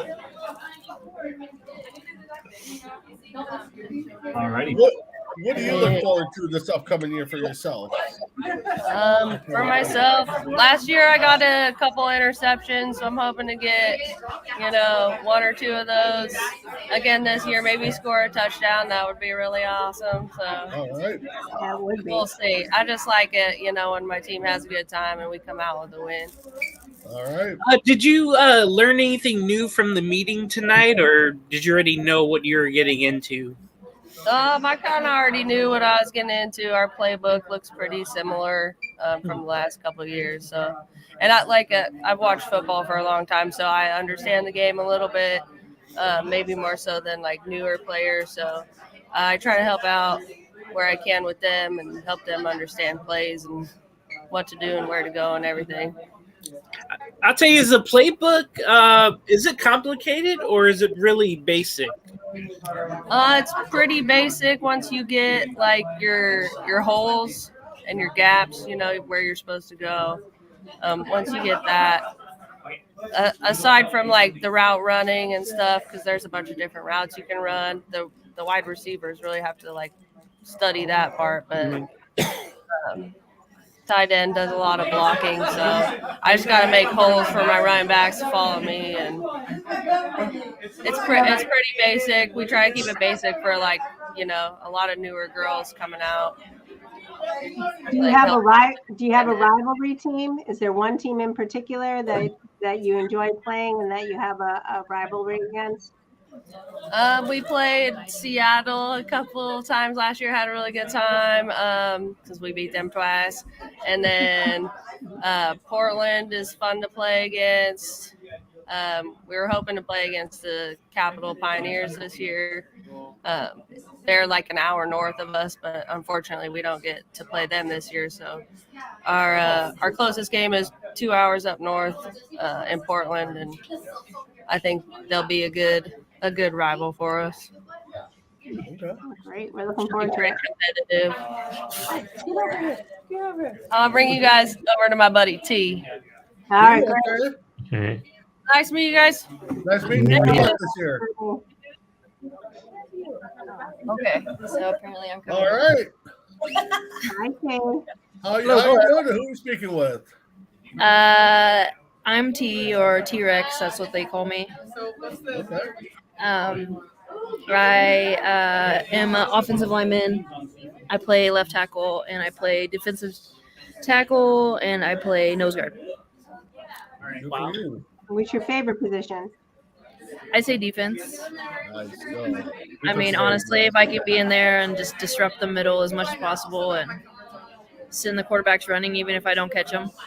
Sometimes, you know. Is there a specific defensive position you like playing, or? Usually I'm in the center. We switch around a little bit, but I notice I like being out towards the edge, more towards the D end, rather than the nose tackle, because you kind of get bogged down in the center sometimes, you know, with the center. So what brought you into the game of football, and how long have you been playing? This will be my third season. I am a competitive powerlifter, and I was working out at the gym, and a teammate from a previous team seen me, and then she was like, hey, why don't you come, you know, try football, see how it is, and since you're strong. And and that's when I came over and started playing football. Now, we had someone that come on here, Carrie, you probably know her. Am I saying that right, Big B? Yeah, I think it's Carrie, yeah. Carrie. She mentioned she was able to lift 300 pounds. What is your limit? In a competition, I lifted 382. Wow. I can't let the kilogram. My deadlift. My squat isn't as great. I am only squatting I was squatting only like 260, 250 in competitions, and then I can the highest bench I got, and I had for a while I had a state record for Oregon. It was 215 on my bench. Okay. No wonder why they call you T. I would too. Yeah. So bench is my favorite. It's nice being strong at something that women aren't traditionally strong at. So. I have a question. When you're playing on defense, I'm excited for the season and see how it goes, and go out there and, you know, hopefully disrupt some plays and have fun. When you watch the guys play the NFL or college, do you focus a lot on the defensive side and watch what they're doing, or? You just A kind little of bit of both because I would love to just play offense or just play defense, and I do play a lot of offense. End up being left tackle a lot. I hope that we have the numbers on our line because it's hard to get girls out there. Bigger girls, they're like, we're not athletic enough or we're not strong enough to do that, and really it just you put some pads on. We had a girl last year who never, in the beginning she couldn't block anything, and then as she got more confident and taking it out, it's like you just grow that confidence on the line, and you don't need to be athletic. You just got to have the the want to go out there and do something and learn something new, and come at it as a learning opportunity and a place for growth. And then it's a great family because these people are great. Is it a great everybody stress is reliever hugging to help everybody. throw some heads? What's that? Is it a great stress reliever for you to get out there and hit somebody? That's one of my favorite things. It's not gonna lie. If I can hit somebody and throw somebody on the ground, it's very satisfying, for sure. So, and it's super satisfying, and it just I can do it legally, and I save all the people, all the public, basically. So what's it like playing in front of the fans that you guys get? It's a good feeling. I had my family come up from California last year, and it's played in my hometown, Cottage Grove. I work for that district. It's kind of cool to be able to play there, and I tell my kids I'm a school bus driver, so I just kids. I'm like, guess what, guys? This weekend I'm playing in Cottage Grove. I let them know. We let it's a donation, so all the kids can come in and watch a game, and it's kind of cool. And a couple of them did come out. A few of them did come out last year, and the teams would come out after their games on Saturdays, and they're like, oh, what's going on over here, and they check it out. So I think it's really cool to people are literally surprised. They're like, wait, it's actual tackle, you're hitting a lot harder than I expected you guys to be. And there's some big hits out there, and some people are cringing, and I think it's a good feeling to feel that, Yeah. So, not that I'm trying to hurt anybody, but we're out there just having fun, and there's one ball, and you got to try to do your best. Right. So, Are you ever concerned about safety on the field? I haven't, and I play basketball. I don't know. I kind of just I'm like, it's a game, and once I get into the game, it's the adrenaline that goes through. I've wrecked both my ankles. Everything's taped. It's just one of those things where I just love the feeling of it. I love the adrenaline rush. I love just playing and having the opportunity. So safety, is probably in the back of my mind, but at the end of the day, I'm just trying to tackle and see what I can do rather than, worry about what is happening, I guess. Kind of like a chaos theory. Well, what's your thoughts on ESPN picking you guys up and going to start playing some games on there? What's your thoughts on that? The ESPN, Yeah, I think it'd be a cool platform for make sure that the young girls see that these women are out here playing. And I actually was asked to play in high school, and I was in high school in 2002, 2003.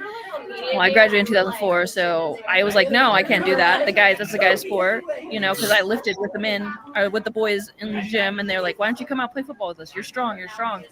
And I couldn't do it. And I think that if I had seen women play like we're playing, that I would have taken up the opportunity, and I would have had a great time. And I'm hoping that it, opens other girls' eyes, younger girls, whoever, women, that everybody can come out and play and have fun, and and then hopefully that platform will, help spread the word, basically, because most people don't even know it exists. Yep. So I didn't know it existed. So could you have hung with the boys that that play football? What's that? Could you have hung with the boys if you did go out with them? Out to the football team? Yeah.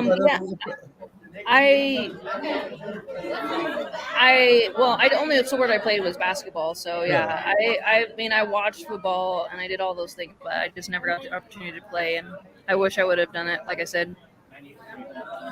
Okay. So, All right, sorry, quick a little loud in here. Yeah, go ahead, Sarge. All right. So if you sack a quarterback this year, do you have a dance routine? Do I have? If I could sack the quarterback, I don't know. I probably need to work on that then. Usually it's like looking up the crowd, looking over the people. Like I have, in the past, like if I get a big tackle or get the ball or, not get the ball because that's not me.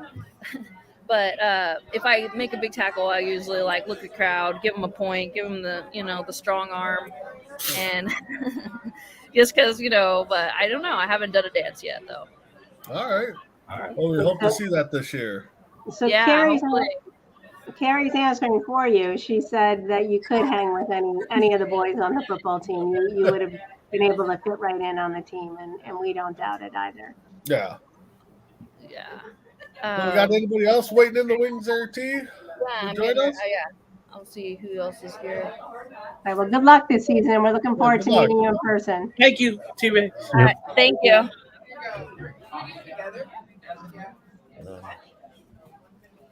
All right. Hi. Hello, who do we got talking here? Hi, ladies. You got two of us. All right. Double Perfect. trouble. All right. Go ahead, Trey. Hey, I'm Trey. Hi. What position, Trey? So what? What position does she play? I play center. Center, okay. Yeah. Yeah. I'm Jess, or Country Time. I'm lineman.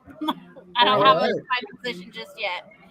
God, we got all the linemen. We had Carrie on earlier via Green talking about her playing line. Because So the linemen are the coolest, don't you know? hey, I'm with you guys. I'm a big guy too. James is too. So yeah, we know. You guys ain't winning if the linemen ain't protected. So Yeah, both rookies. Yeah. Oh, that's exciting. What brought you guys in then? You guys are rookies, so what brought you guys in? So funny enough, I have my friend is the head coach for the Seattle Spartans, and she told me to come out and go ahead and play, and I love it. So that first game's going to mean a lot to you then, huh? Yeah, it's gonna be fun. All right. We were just talking about that. So, what's your favorite part of the game? What's your favorite part of the game? Oh. I like to hit people. That's pretty fun. I was going to say the camaraderie, but I mean, hitting people isn't bad either. It is a great team, though. Yeah. Oh, Carrie's got us. I would hate to pay for your guys' food bill. I tell you. I mean, do you enjoy the traveling when the team's on the road together? Do you stay over? I assume you're staying overnight and having fun before, and probably not before, but after the games, you get to celebrate together. And Chuck has told us many times how that he considers the team to be a family. So we love that about Chuck and about the camaraderie and the atmosphere that the team has. I mean, can you speak to that a little bit? Oh, you haven't traveled yet, so you don't know. We haven't. Yeah. Tell us. I watched all the home games last season. I was trying to figure out whether or not I really wanted to play. One thing I thought was really cool about this team specifically is that they got everybody together and took a team picture with who we competed against. Like after every game, they take a picture with that team. That's pretty cool. Win or lose, shows female empowerment. That's pretty dope. Yeah, that sounds like fun. And we're going to be out there on the road. Some of us are going to be coming out to some games, so we're looking forward to meeting you ladies in person. And then we'll get to know. We'll see how much fun it is after a game. Yeah. So what expectations do you ladies have for your first year? I'm kind of learning football as I go, so I expect to know it a hell of a lot more than I know now. That's for sure. But I just really want to gain the knowledge and be a decent lineman. All right. Whatever coach wants us to do. I'm just gonna have a great time. Like that's the most that I want from this season is to have a lot of fun, make new friends. Did both of you ever play another sport or football, like in high school or college? I grew up playing multiple sports, but football was not one of them. So this is brand new for me. I've only ever just watched. So. I've only watched football. I've never played sports. Like last time I played a sport, I was in 4th grade in basketball, and it was awful. But I joined the team because I really wanted to do something different, challenge myself, and I couldn't have picked a better team or sport to play. I've developed a love for the game that I didn't think I was going to get. I thought, okay, cool, I'll run around the field and maybe meet some new friends. But I've been out for about a month, and then I missed it. So, but then coming back, it's like, oh, hey, it's second family. So we have Allie here. She's saying, miss you all. I wish I could have been there. And I think that when we're asking the players if they, what sports that they play. But of course, as a woman, I know, girls didn't have the opportunity to play football when we were in high school. Wasn't really a thing. It wasn't, and it's even now for younger. I don't think it exists out there for middle school, high school. I'm not in college. I think it has to be, really was recreational and really in your neighborhood. And so it's a different and a new opportunity that's emerging, and we're excited for that.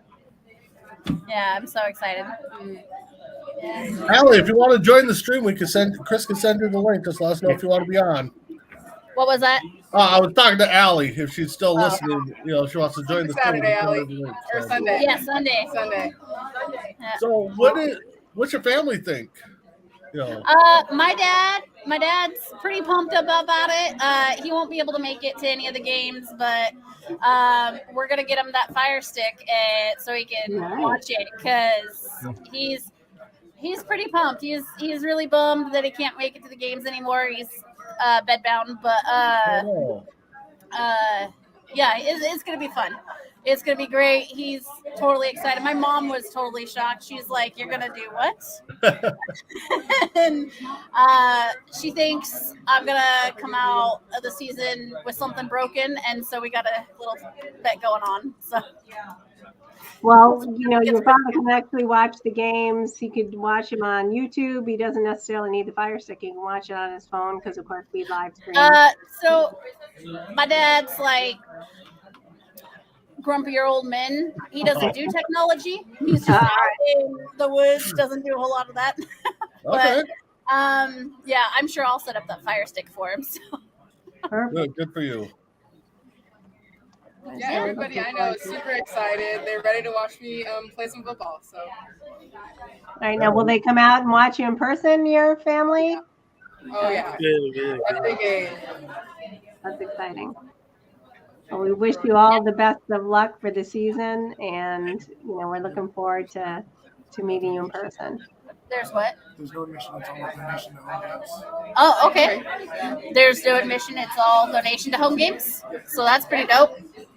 Everybody come out. Yeah. Yeah. All right. You guys have a good night. Thank you for work this year. Bye.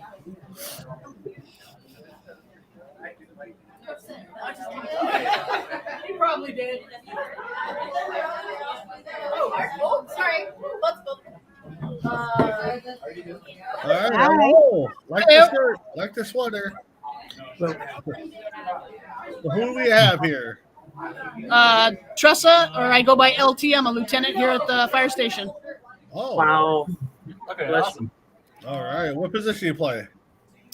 Center, anything on the line. I can play quarterback, anything but wide receiver. And free safety's not really me either. I don't do that much running. All right. All right, guys. We got some questions for her? Yeah, is this your... Oh, go ahead, Joe. Is this your first season playing with the Oregon Cougars, or how long have you been with the team? I've been with the team since the inception. I was part of the breakaway from the Hawks. I first played for the Los Angeles Amazons back in the day, back in the early 2000s, like 2000, 2001, 02. Wow. I moved up to Oregon, made sure there was a team locally. There was. I played for the Eugene Edge until that disbanded. Tried to play for Corvallis, did that for a year. Didn't like the dynamics of the team. Tried to go to Portland the next year, but that was too much of a drive. So I was like, yeah, that ain't happening. So how is the dynamics from team to team different from what you have now with Oregon? It's great here. Everybody's family, which is why I stuck it out. This is fun. I didn't have the opportunity to play in high school growing up, stuff like that. Seeing the girls being able to play, the younger girls coming up, high school girls, they're playing powder puff, junior versus senior, and I'm out there recruiting them, helping with that as much as I can, and trying to bring them on and go, hey, this isn't just a boys' sport. This is for everybody. Mm-hmm.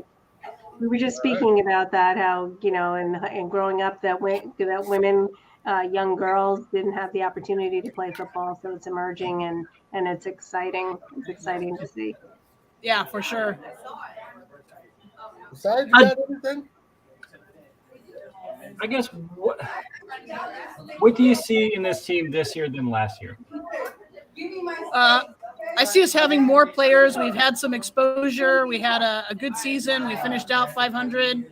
We had a lot of growth within the team with the players and the coaches. So I see us really moving forward this year and as a nice cohesive group. We don't do drama. There's drama clubs around. You want to do drama, you can go someplace else. We're about playing football and about being family. All right. James, I was going to ask you. Oh, sorry. Do you have any individual goals you want to set and meet this season, or are you just about team and camaraderie? Personal goals, I'd like to be a little bit faster. I'd like to be a little bit skinnier. I would actually like to play a little bit of quarterback this year, but, wherever I'm needed, mostly coaching, but I have no problem stepping onto the field. I'm the oldest on the team that'll put on pads and a helmet and go out there and smash some heads, and I'm totally okay with that. I'm only going to live once, and there is no point in taking this body in pristine condition to my grave. It has been beat up. It will continue to be beat up, and I love it. I mean, I'm a firefighter by nature, first responder, go out on medical stuff. I can tear apart a car, and, I can run down the field or throw the ball. Take your pick. I think you're the one that Carrie was talking about that. Yeah. When we had her on, she was on via. She said that what do you got? I don't think she said a name, but she said, "Yeah, we got a first responder on there that will run to the field when they see an injured player right away, and attend to them." So, yeah, I go from player to trainer, and nothing flat. Tell the refs ahead of time, hey, somebody goes down, I'm going to pop my helmet, and I'm going to deal with the player, and then I'll come back onto the field as needed. Yeah, I go from player to trainer, and nothing flat. Tell the refs ahead of time, hey, somebody goes down, I'm going to pop my helmet, and I'm going to deal with the player, and then I'll come back onto the field. We got a little feedback somewhere. Player to trainer. Me all over again. Tell the refs ahead of time, hey, somebody goes down, I'm going to pop my helmet. Well, it might be Allie.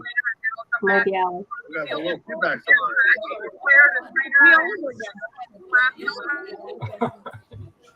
Oh, mute Allie for a I think minute. it's Allie. Allie, It's Allie. log back on. Try that.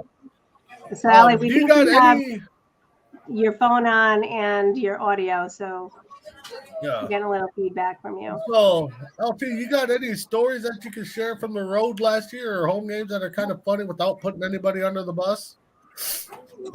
I think our LA game was probably the funniest. We're heading into the third overtime. We're all just dog tired. They're tired. We're tired. And it was one of their players that kind of looked at us. We're looking at them. We're dog ass tired. Triple overtime.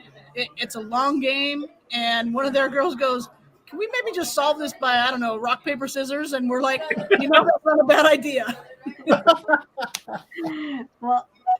Well, we have Allie just joined the program. Hi, Allie. Hopefully we're pronouncing your name right. If you want to join the conversation, tell us a little bit about yourself and what position you play.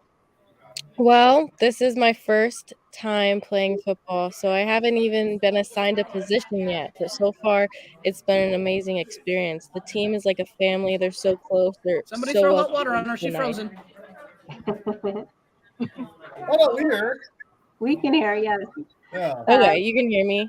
Yeah, we Just can hear because you. it's frozen. No. So that's exciting. What are you looking forward to most? I guess just like having a fun time and meeting new people and having just having that family that already was created like by being welcomed there is already a awesome experience. And I bet it's going to be even more fun when we get to play officially on the field together. So, what position do you want to play? That's a good question. Probably not line. I respect them very much, but I am not a beefy person whatsoever. No, I could not do that. I'll say right now, you look like a cheerleader. I ain't gonna lie. I look like a cheerleader. I mean, I'm not tiny, but I'm not big. So. What brought you out to football then? What kind of sports do you want? What brought you out? Oh, what brought me out?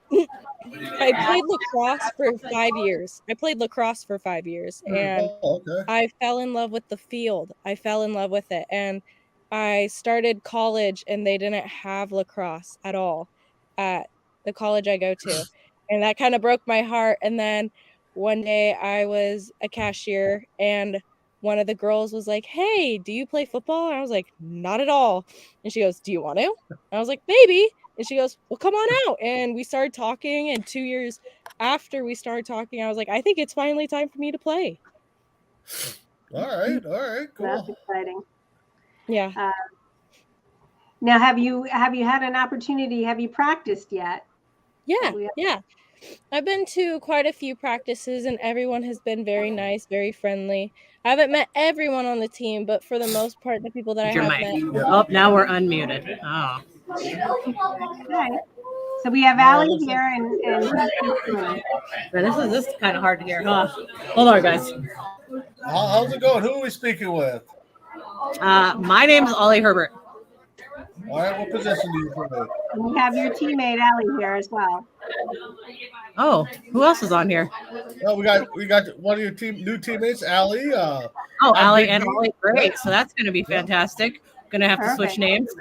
All right. I'll find a nickname. Don't worry. I am. I'm usually D tackle. All right. All right. So, what questions we got for her, guys? Hi, Allie. Did you get anything from the meeting tonight? Get anything from it that you haven't had before from these meetings to start the season up? In my experiences, no. Yeah, I've been playing for a while now. This is I'm not a newbie. So, everything tonight is basically the same as what I've been through before, getting schedules, sizings, stuff like that for jerseys and whatnot. All of that stuff's the same, running over what, the season agenda is going to be. So, most of them are always about the same. So. And what season is this for you in the Alliance and for the Cougars? So this is only going to be, it's a little weird here to talk about that one. I started with the Oregon Hawks a few years ago, and then now I took a year off, so I'm like in my year and a half myself with the Cougars. So yeah, because I came here in the middle of the season last year. Right. Yeah. Do you have any goals or expectations out of yourself or for the team for this season? Oh man, I am I'm very hard on myself. We'll put it that way. I come from a very, very competitive background. I've played sports my entire life since I could walk. My dad's had me in sports, and the reason why I play football is because he's taken me to see my older brother. My older brother is one of my inspirations growing up. I went and watched him play a lot. So he did play football. He did all those things, played baseball. So I wanted to follow in his footsteps, but I couldn't because I was a girl, right? So I couldn't play his sport, but I had to go find a modified version of my own sport. So I played softball. I played basketball. Yeah, got the newbie here. But I'd always wanted to play football. I just never pursued it myself until later on in life, after college and finding a home. When I moved, I actually grew up in Klamath Falls, Oregon, so there was nothing there for me. And I moved to Eugene and then found it was really weird. I found an ad on the internet for Portland. And so I actually started my football career up in Portland because there was nothing in my area. So that's where I had started back in like 2010. Okay. Yeah. So that Portland game is going to be a pretty big one for you, huh? That one is going to be a big one for me because I didn't actually get to play against them last year because I had came right after they played last year. And I was like, oh, I wish I could have been there and played that game. It would have been huge. So this year, that's one of my things I'm really looking forward to is playing against Portland for sure. So what's the atmosphere right now with the team you have compared to last year at this time? I would say this year the atmosphere is we're coming out and we're coming out hard.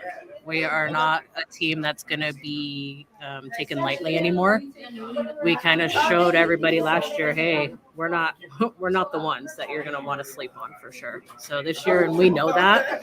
So that means we all are amped up and we're ready to go. That's just how it is now. We're ready to start taking heads off. That's what I do. That's what I do in the trenches. I take heads off when I go out, and I don't show any mercy to nobody. That's awesome. Good to hear. Good to hear. So, and you said you played defense, correct? Mm-hmm. Do you have a celebration if you sack the quarterback? I'm going to be asking that all the defensive players. I am more of the I don't really celebrate it, but you're gonna know. Like you're gonna know my excitement just by the way I walk, you know. So if I sack the quarterback, I'm stepping over her because I'm you're there, I'm stepping over. Sorry about your luck, you know. I'm that type of person. I'm not the one. I don't jump around. I don't, you know, I just sorry. I might help her up, maybe. We'll see. It just just depends. Depends on my mood that day. So, you know, with the women growing the sport, how is it playing in front of the crowds? I mean, I have played some games in front of some very small crowds, and then now more and more people are like, you know, you do play the sport, and they're finding out more, and the crowds are getting way bigger, and it's like, it's starting to be where now you kind of like, I hear all of this on the field, right? It's like very loud now. It's getting louder and louder as the years go on, and it's an amazing feeling because you feed off of that. As a player, you feed off of that because you want to perform well for your home team or whoever's watching you. So now, do you get bugged by the kids after for autographs and stuff? No, not yet. No, not yet. Nope. No. Soon. We expect it this season. I absolutely expect it this season, and then I'm going to be the biggest teddy bear they ever saw. So I might be mean on the field, but I'm a totally different person off the field. That's good to hear. Stop it. Does your family support you playing? Do they come out to the games? Oh, absolutely. My parents actually live in my hometown where actually all of our home games are, which is fantastic for me. So, and I have a huge support system there with friends and family. So getting them to all come out, it's amazing to see now. And last year, when the crowd's getting as big as it was, it's just going to get even bigger this year. And all my family's not very far anyways from here, 2-hour drive, 3-hour drive at most. So, yeah.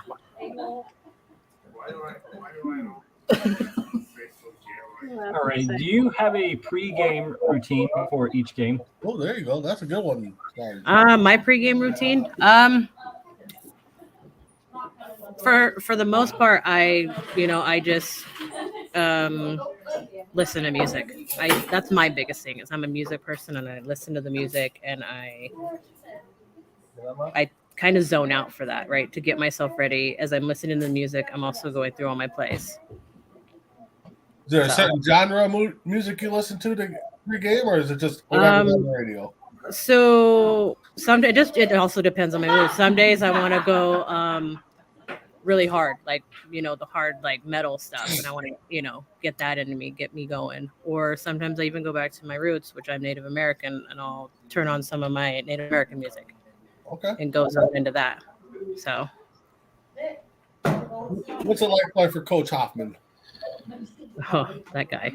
Oh, he must be right No, he's not. I don't even know where he's at. Yeah.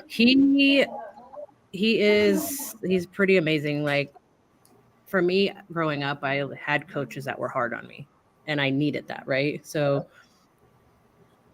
him being as hard as he is, it just drives me even more, and I like that in a coach, being stern, not being like, do I need to like hold your hand? No, I don't need that. I need you to tell me what I did wrong. You can yell at me, I don't care what you do, but you just tell me what I did wrong. Let's go. I like that in a coach, and that's what he does. So good. Mm-hmm. So we have to give a shout out to my lovely wife too. She is my biggest support system. All right. Yeah. Bring her over. Bring her right in. They want to talk to you. They want to talk to you. Come on. We won't bite. Come over here. Come on. I didn't. Come here. Come in over here. She didn't. Tell her. They want to talk to you, please. Do not bring Liz over here. Get over here. Hey, I know you're not camera shy, so get over here, please. Tell her we're looking for the perspective, the family perspective. Hey, family perspective. Can you come over here, please?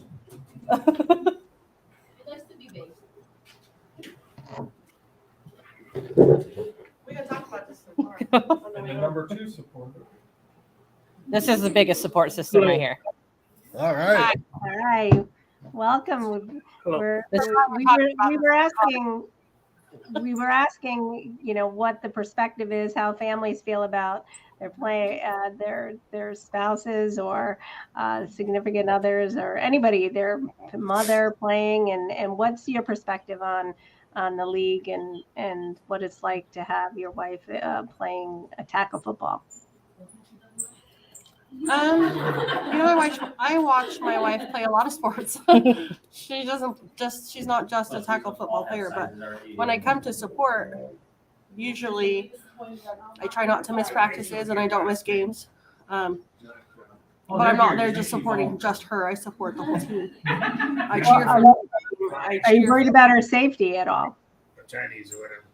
Yeah, there's been some times that she's gotten hurt and having to restrain yourself because you want to get on the field with her and then you can't, because of rules and regulations and not costing the team a game. It's hard. But I mean, she can get hurt driving down the road. So as long as she's doing what she loves to do, then that just makes me happy. That's good to hear. Good to hear. Yeah, it's nice. It's nice to hear that perspective and to see a loving, supportive relationship, and we appreciate that. Do you two play any other sports outside of football? I do. Yeah, I play softball. Okay. Yeah. Oh, and I do golf. Yeah, I do golf too. Wow. Yeah, that's cool. I don't get sports anymore. They won't let me do it, but I drive the golf cart. I have to bunny hop that sucker. That's just as important. That's the only thing to wing woman. Yeah. I think every role is important. It doesn't matter if you're on the field or off the field. Agree. Because players need both sides of that. And if they don't have that, they kind of lose themselves. They need to be grounded.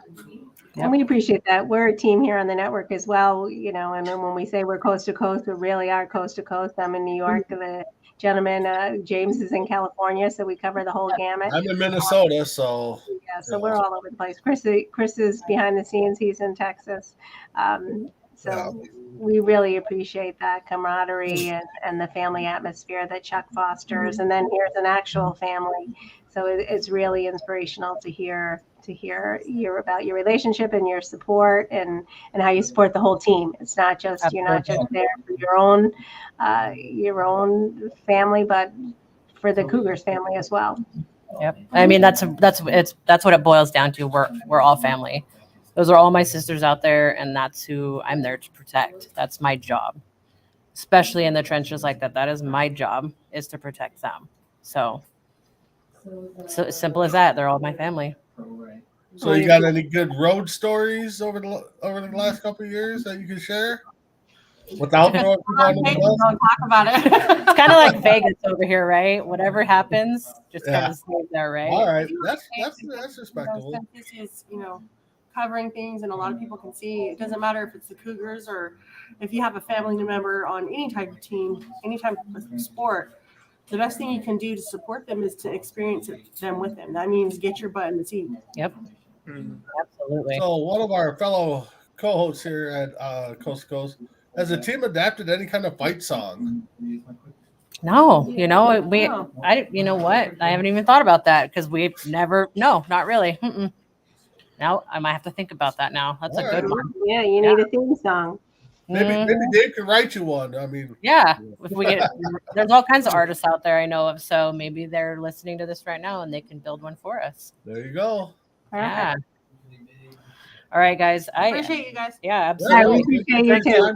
I know we're late in New York for sure. So, and because it's late here, and I got to get up at 5 in the morning because I have a job to go to. So, all right, thank you. very much. All Can't right. wait to see all you guys later.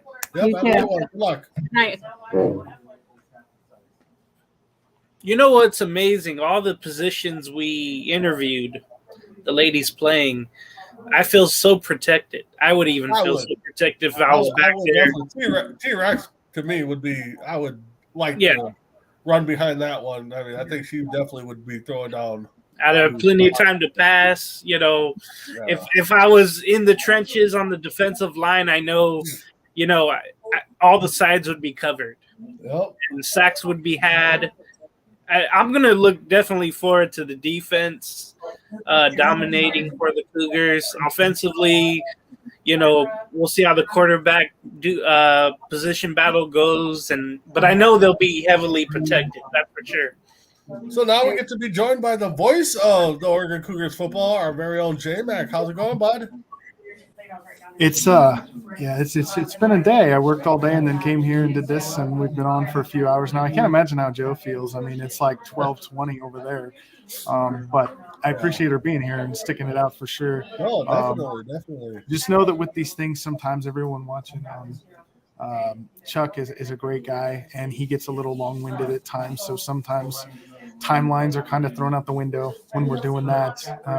But I even have the feel here, like they all, I mean, you guys saw it. They all opened us, you know, they invited us with open arms. They made it a family feel, like we're part of the family too. So the games you did last year and right now. Yeah, real quick before we get into that, Brandon, I got no problems with that.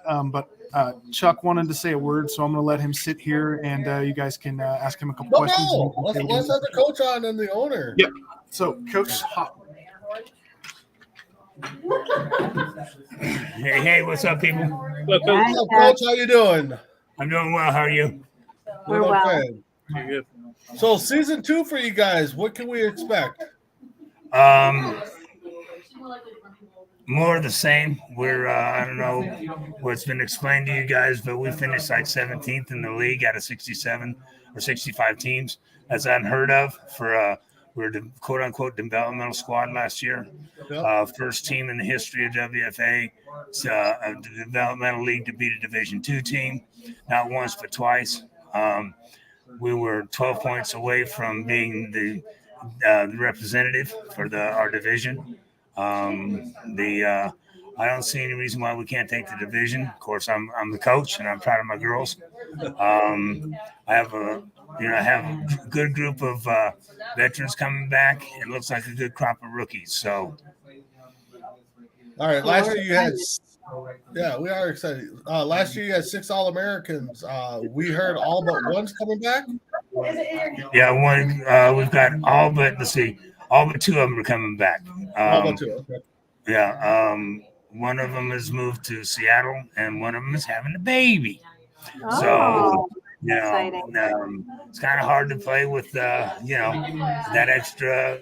Although she's tough. But no, I mean, and they'll both be missed. One was my starting center. One was my starting cornerback. So, and second string or second unit quarterback. So, they will be missed. But it's this next man up. So Chuck, we had actually several of the players, we had Allie come on. We have from players who aren't there, they joined us. Carrie was on. Allie's actually shouting you out. Allie Olson is saying, Chuck, hi, Chuck. and Kat, and they all have this same thing to say, what a family atmosphere it is, how much they admire you as a coach, and how much they respect you. And we just want to make sure that, we respect that and admire that about you as well. Can't see me. Well, that goes both ways. I have nothing but admiration for these players.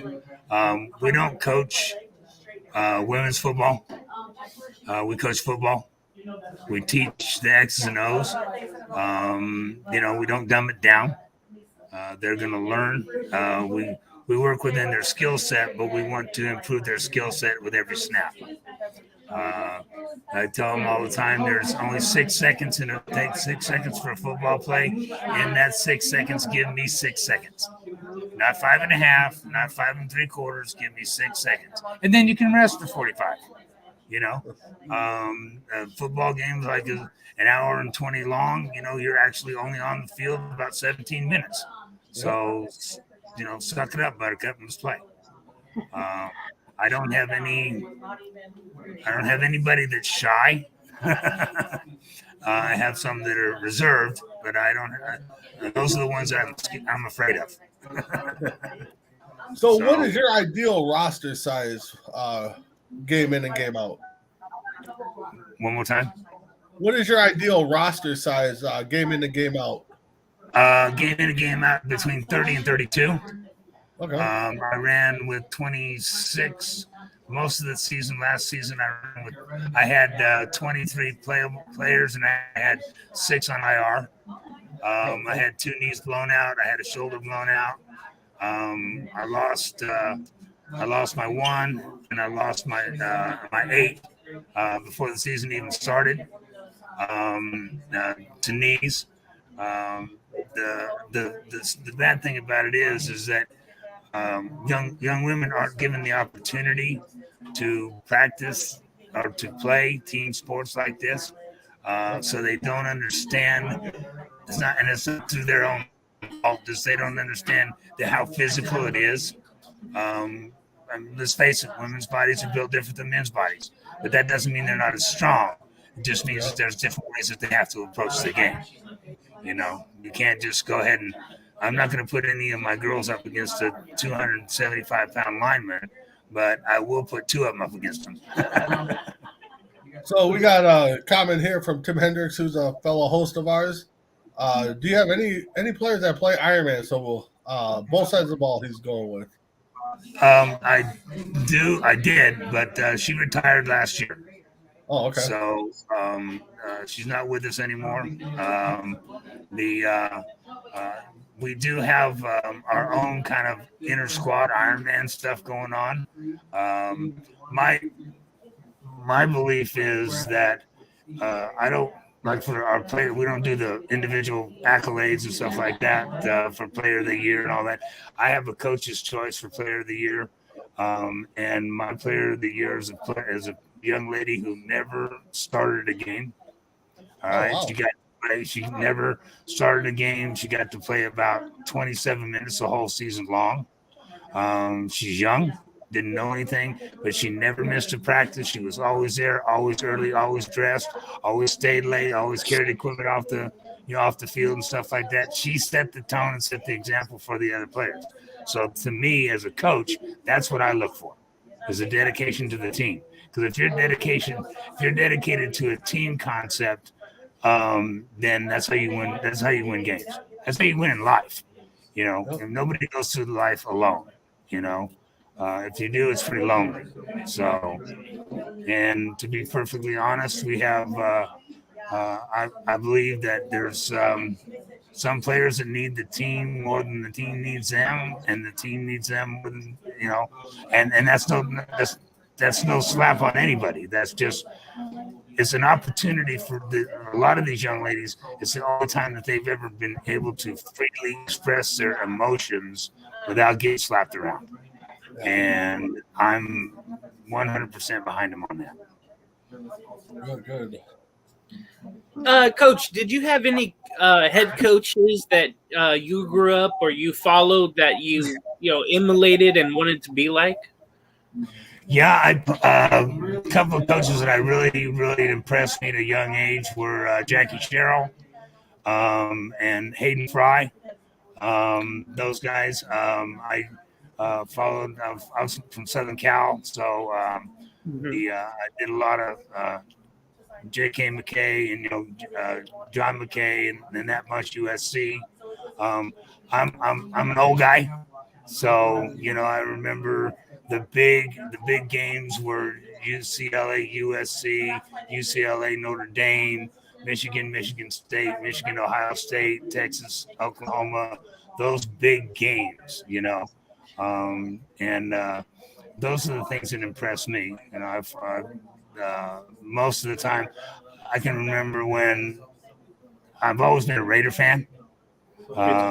And not because of, well, yeah, because of the way they play. Yeah. Because of the way they play. They play football. I've always respected, Jack Lamb or Jack Ham and Bradshaw and that bunch. I remember the one statement that Jack Ham made when they put the in the grass rule thing in. He said, "Well, we can put a dress on them."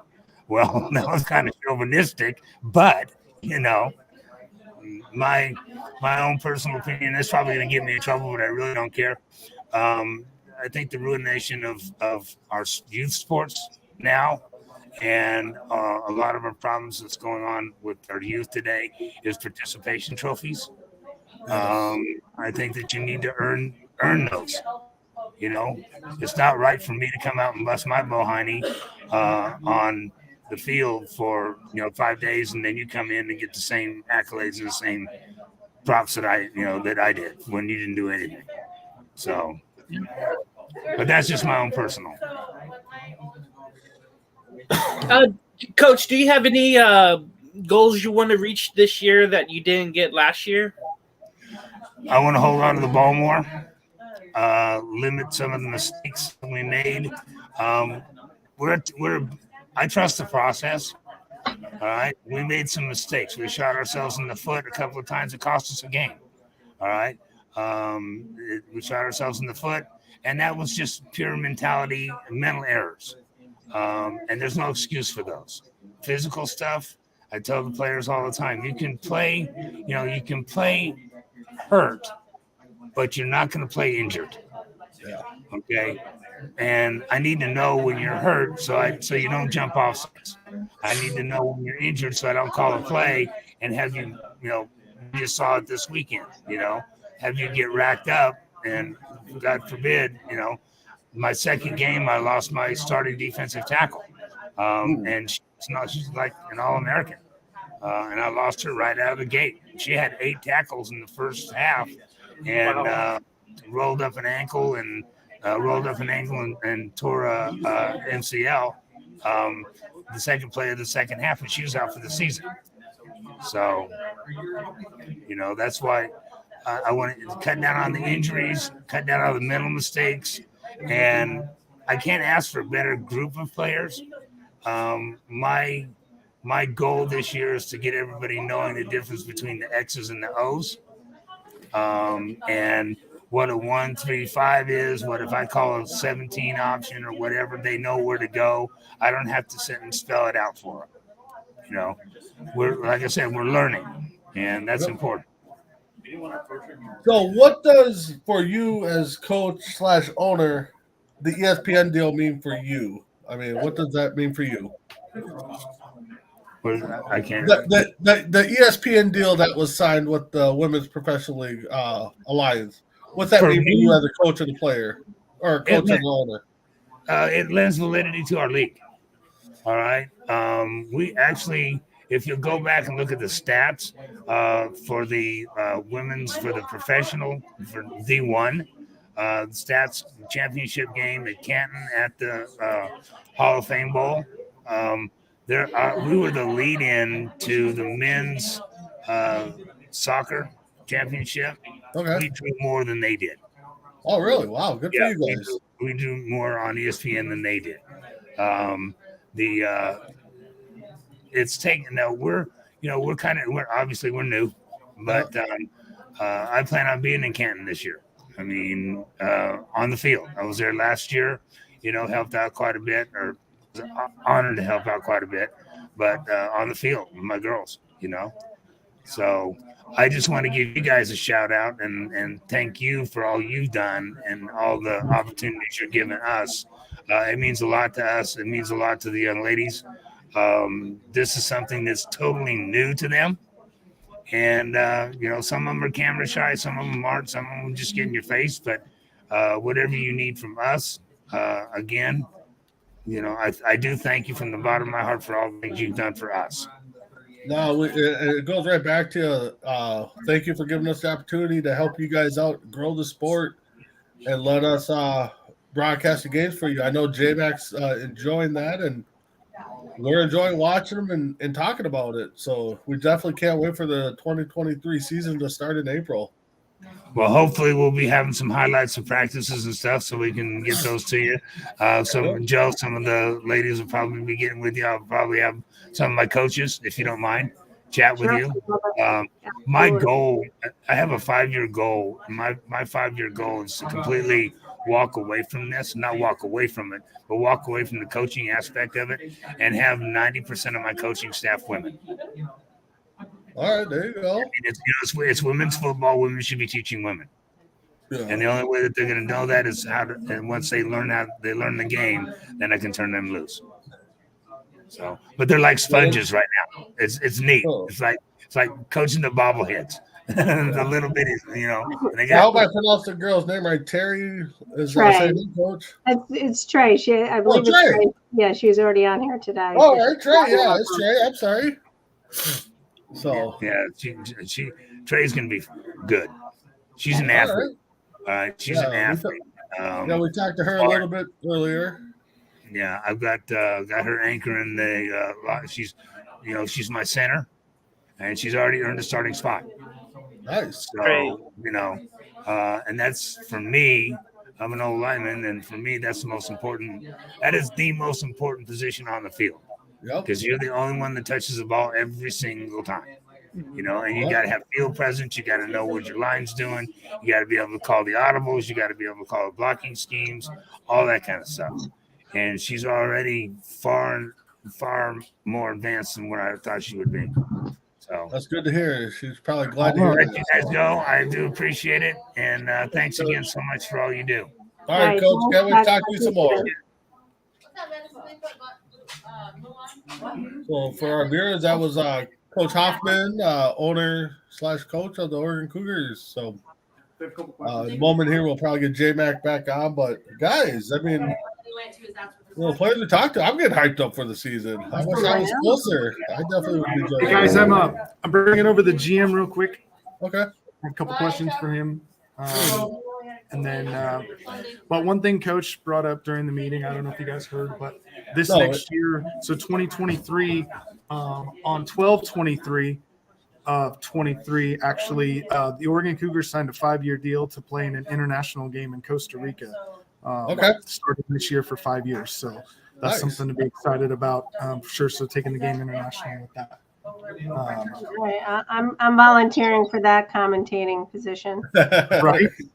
Right. Yeah. So that'll be down in Costa Rica. Like I said, it was a 5-year commitment. So that'll be something that'll be great. Chuck is trying. Go ahead. Before we get to GM, J-Mac, last year you spent a lot of time with the team, and tonight again you spent quite a bit of time with the team. What's the atmosphere like, in your opinion, between the 2 years? I mean, like I said, they invite everybody with open arms. There's no one that's per se an outcast or has to earn their way in. There's expectations, and those are all met, but they also don't. You don't see anyone coming down on anyone when they make a bad play. It's, hey, we got another play, we're gonna make it better. And I see that with this team, so it's really great. And the GM's actually right here. I'm going to let him sit, and you can ask him a few questions, and so he'll take it away. All right. How's it going? How's it going, GM? Hang on, let me turn this up. No problem. Was it?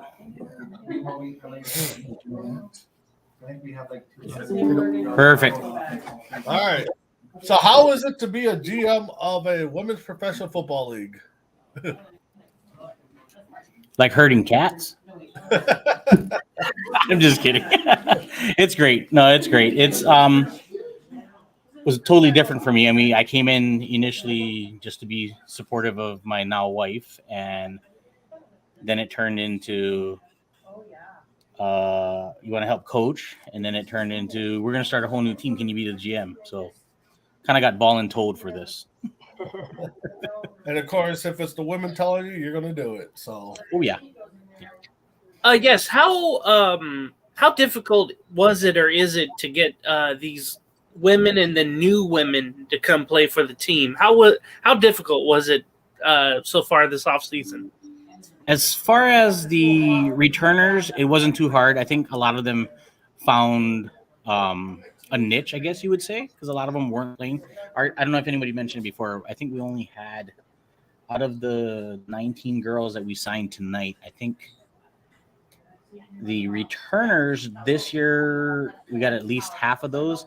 The year prior to that, we only had, I want to say, 5 girls that had ever played before. Okay. And the rest of the 20, I think we had 26 girls at the end of that season, were all brand new. So a lot of them, I think, found a niche in it and returned.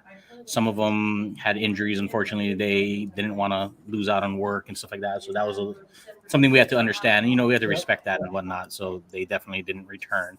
But as far as getting new girls this year, I mean, we got a handful of new girls, which I think a lot of the girls that found a liking in the sport kind of talked it up. So that's why we've got the new girls out here this year. So our first unofficial practice that we held just to try to see what we had going on, I think we had 16 or 17 girls, where in the past we had like 5. So it's been good that the girls have done the legwork for us compared to us trying to. It feels weird when you try to go out and ask some random lady on, working somewhere, hey, you want to come play women's tackle? And they're like, who's this creep? Yeah. So it's always good to probably have the females go out and get those recruits for you. Yeah, for sure. Do you have a specific mindset or vision for this team pertaining to this season? I think just based on our last season and how well the girls did, I think a lot of the other teams know that we're basically going to be a force to be reckoned with, and the fact that we have a lot more returning players from last season, I honestly think we are definitely going to be a force to be reckoned with. I mean, these ladies are coming out hungry after getting a taste of it last year. The year before, they were still kind of on the timid side, I'd say, because they were still kind of learning the game, where last year, I mean, we had one of the girls that played, I think she played all 3 years that we were involved. So last year was her star season. She actually made it with her stats. She made it into our the All-Pro League or the selection process and whatnot. Yeah. Wow. So, I mean, and we knew she had it, but she was just, like I said, there were a lot of them were playing timid. And so we knew she had it and basically unleashed it all last year. So, I mean, if she returns with that and the rest of the girls returning with that, mindset and whatnot, I think we're going to be really, really pressing. I know I heard Chuck earlier when you guys were talking about us beating a Division II team twice. I mean, in our house and their house. And I think they have an idea of what they're dealing with now. Yeah, one of the girls, I can't remember who we were talking to, she said the hunger is definitely there compared to last year. Would you agree with that? I definitely agree with that. So we had a handful of girls who played. So we started off with another team, broke away and created the Cougars. So this is going to be the 3rd year in the Cougars. A handful of the girls that were with the other team came out about mid-season last year with us and have since stayed and now have been here from day one, signing and stuff like that. So, I mean, just that. And a lot of those are the ones that are hungry because we're going against the other teams in the past that they've played against, but with they claim with a better program, which, we definitely like to hear that. So, and then we got a new girl that signed, the one that was on camera initially, Liz. Kelly. Trey. Liz. Oh, Liz. She had the red jersey on initially and did her. Liz, Yeah. So Liz, I think she's got like 3 years under her belt as far as playing, like fully playing.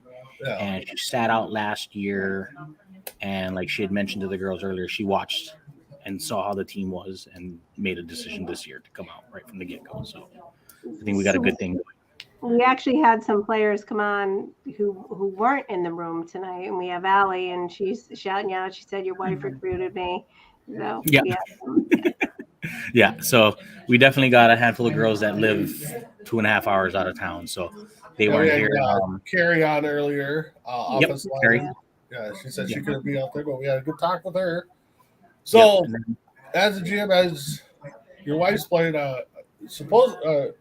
you definitely support her in the decision to play. So, for sure. What's it like watching her play? Is she a it different gets person at home than on the football field, or is it the same? Well, so we have a history. We actually met in the police department, so we got to see that aggressive side of each other out there. So I get to live vicariously through her at this point.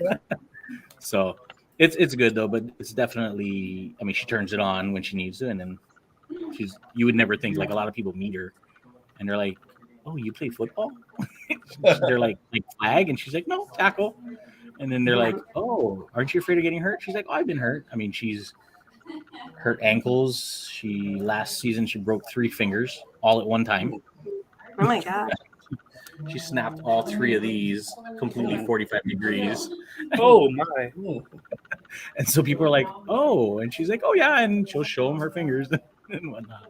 Wow. She's taking a break this year. We just got married, and Congratulations. Yeah, and we're expecting in June, so she has to. Oh, that's the one that's not coming back. Okay. So she has to miss the season. She's going to help on the coaching side of things and be on the sidelines with the girls, but she's kind of it's a tugging, I guess, on both directions, right? Because she wanted to have baby and at the same time play, but obviously it's not going to work out. So hopefully for her, it'll make her hungry coming back next season. Year. Yeah. Okay. So. And she'll have Well, her congratulations to you too, and thank you. Hopefully the baby's healthy. She'll have her own cheerleader. She'll have her own cheerleader on the sidelines, so to make it that much. She's gonna have her own cub, her own cougar cub. There you go. Do you know what you're having? Not yet, and we're actually gonna do that ultrasound on the 24th of this month, and we're gonna do a gender reveal party. So we're holding off. Our friends that are supposed to be throwing a party for us are upset that we asked them to do it because they want to know too, and the fact that our gender reveal won't be till the following month, so almost a month out from when we give them the envelope, and they're pretty upset that they're gonna have this envelope and not gonna be able to hold it in. They're like, "Pick us." I'm like, all right. That's exciting. So it's a big year. It's a big year. Oh yeah, for sure, definitely. So congratulations and thanks so much for spending a few minutes with us. Yeah, for sure. For sure. You guys want me to send her over here and make her talk to you guys? Oh, if she's there, let's go. Let's have her. Okay, hang on. Thank you guys. Thank you.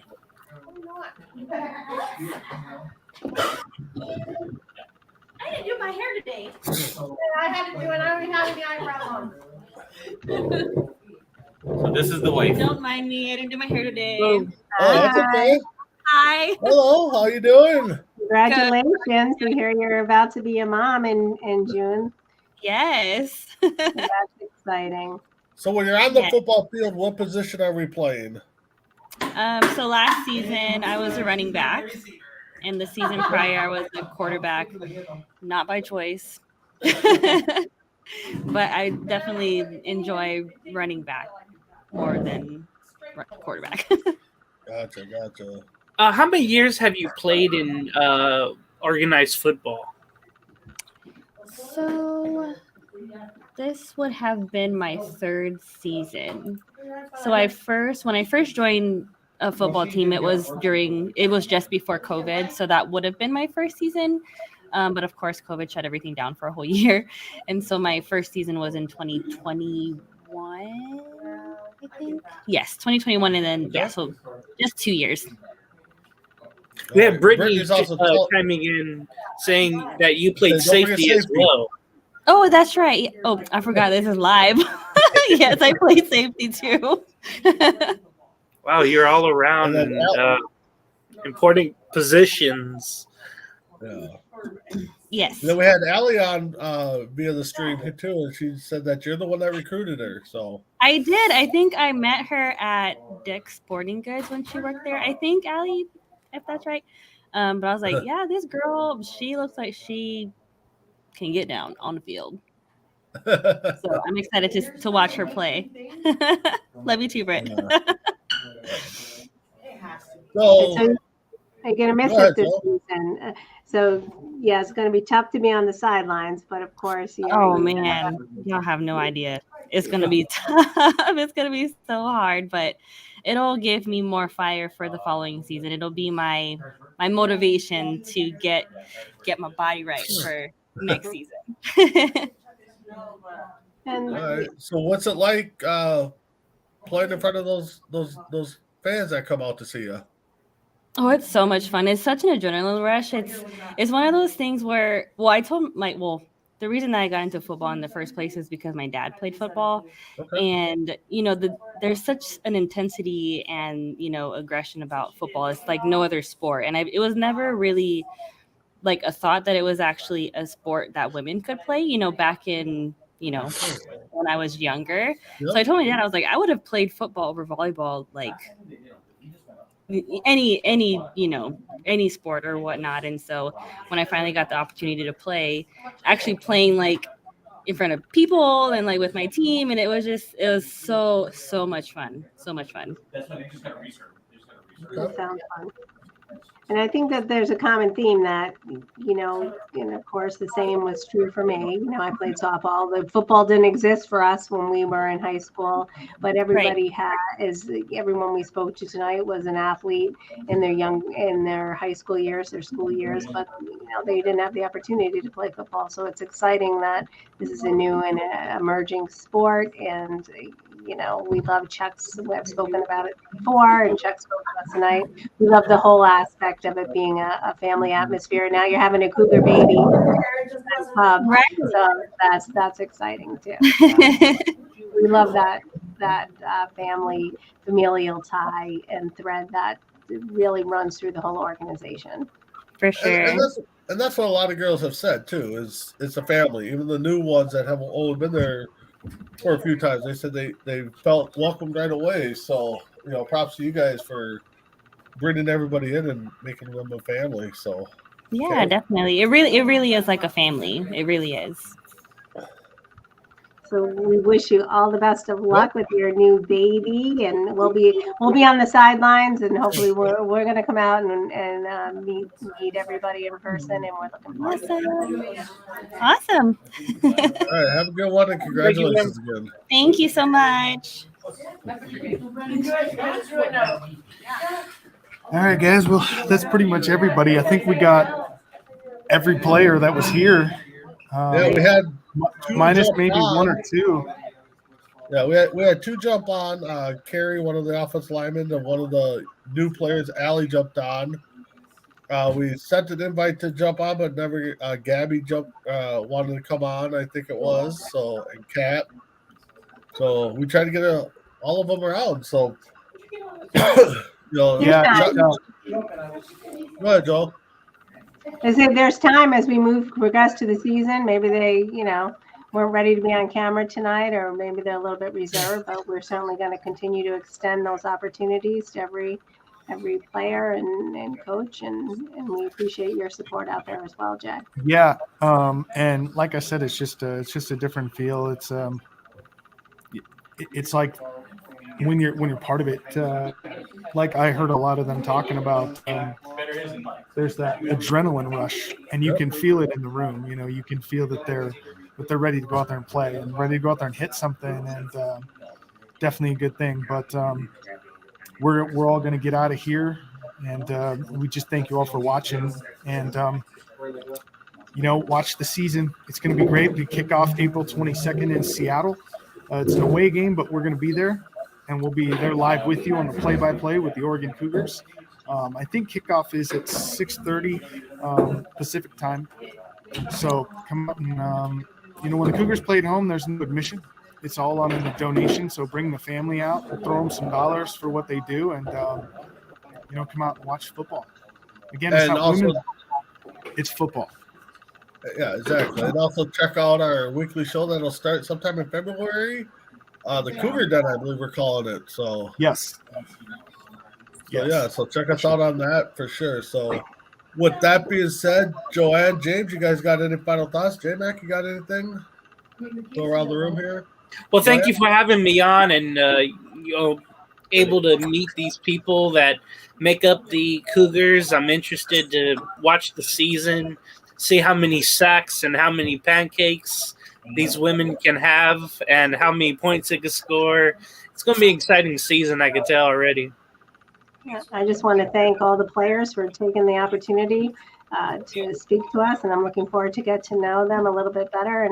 And I'd love to hear about their backstories, and we're going to explore that a little bit as we move forward and learn a little bit more about their lives and their families. It's a game and it's a family, and we love it. As I've said tonight, we love that tie because we're the same way. We're a family as well on coast to coast, and we love that perspective.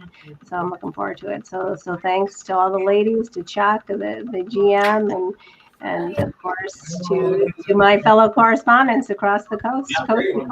I appreciate all of you. Yeah, exactly. Go ahead, Jay.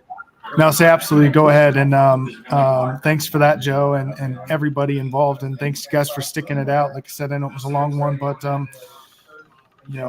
we're all here. And we're going to make it to some practices. We're going to try some different camera angles. And I let them all know that, hey, don't be afraid of the cameras. They're going to be around. We're going to get the camera angles. And I'm thinking in practice, maybe we'll pull one or two aside for a few minutes, and Joe can kind of get that inside information, kind of get that inside interview going. Thanks for everyone that commented, everyone that watched. You keep us going, and we appreciate you as much as you appreciate us, for sure. But with that, I'm going to get out of here. I'm going to end this, and thank you all so much tonight. And let's go Cougars. Yep, 2023 Cougars here. Have a good night. Good night, everybody.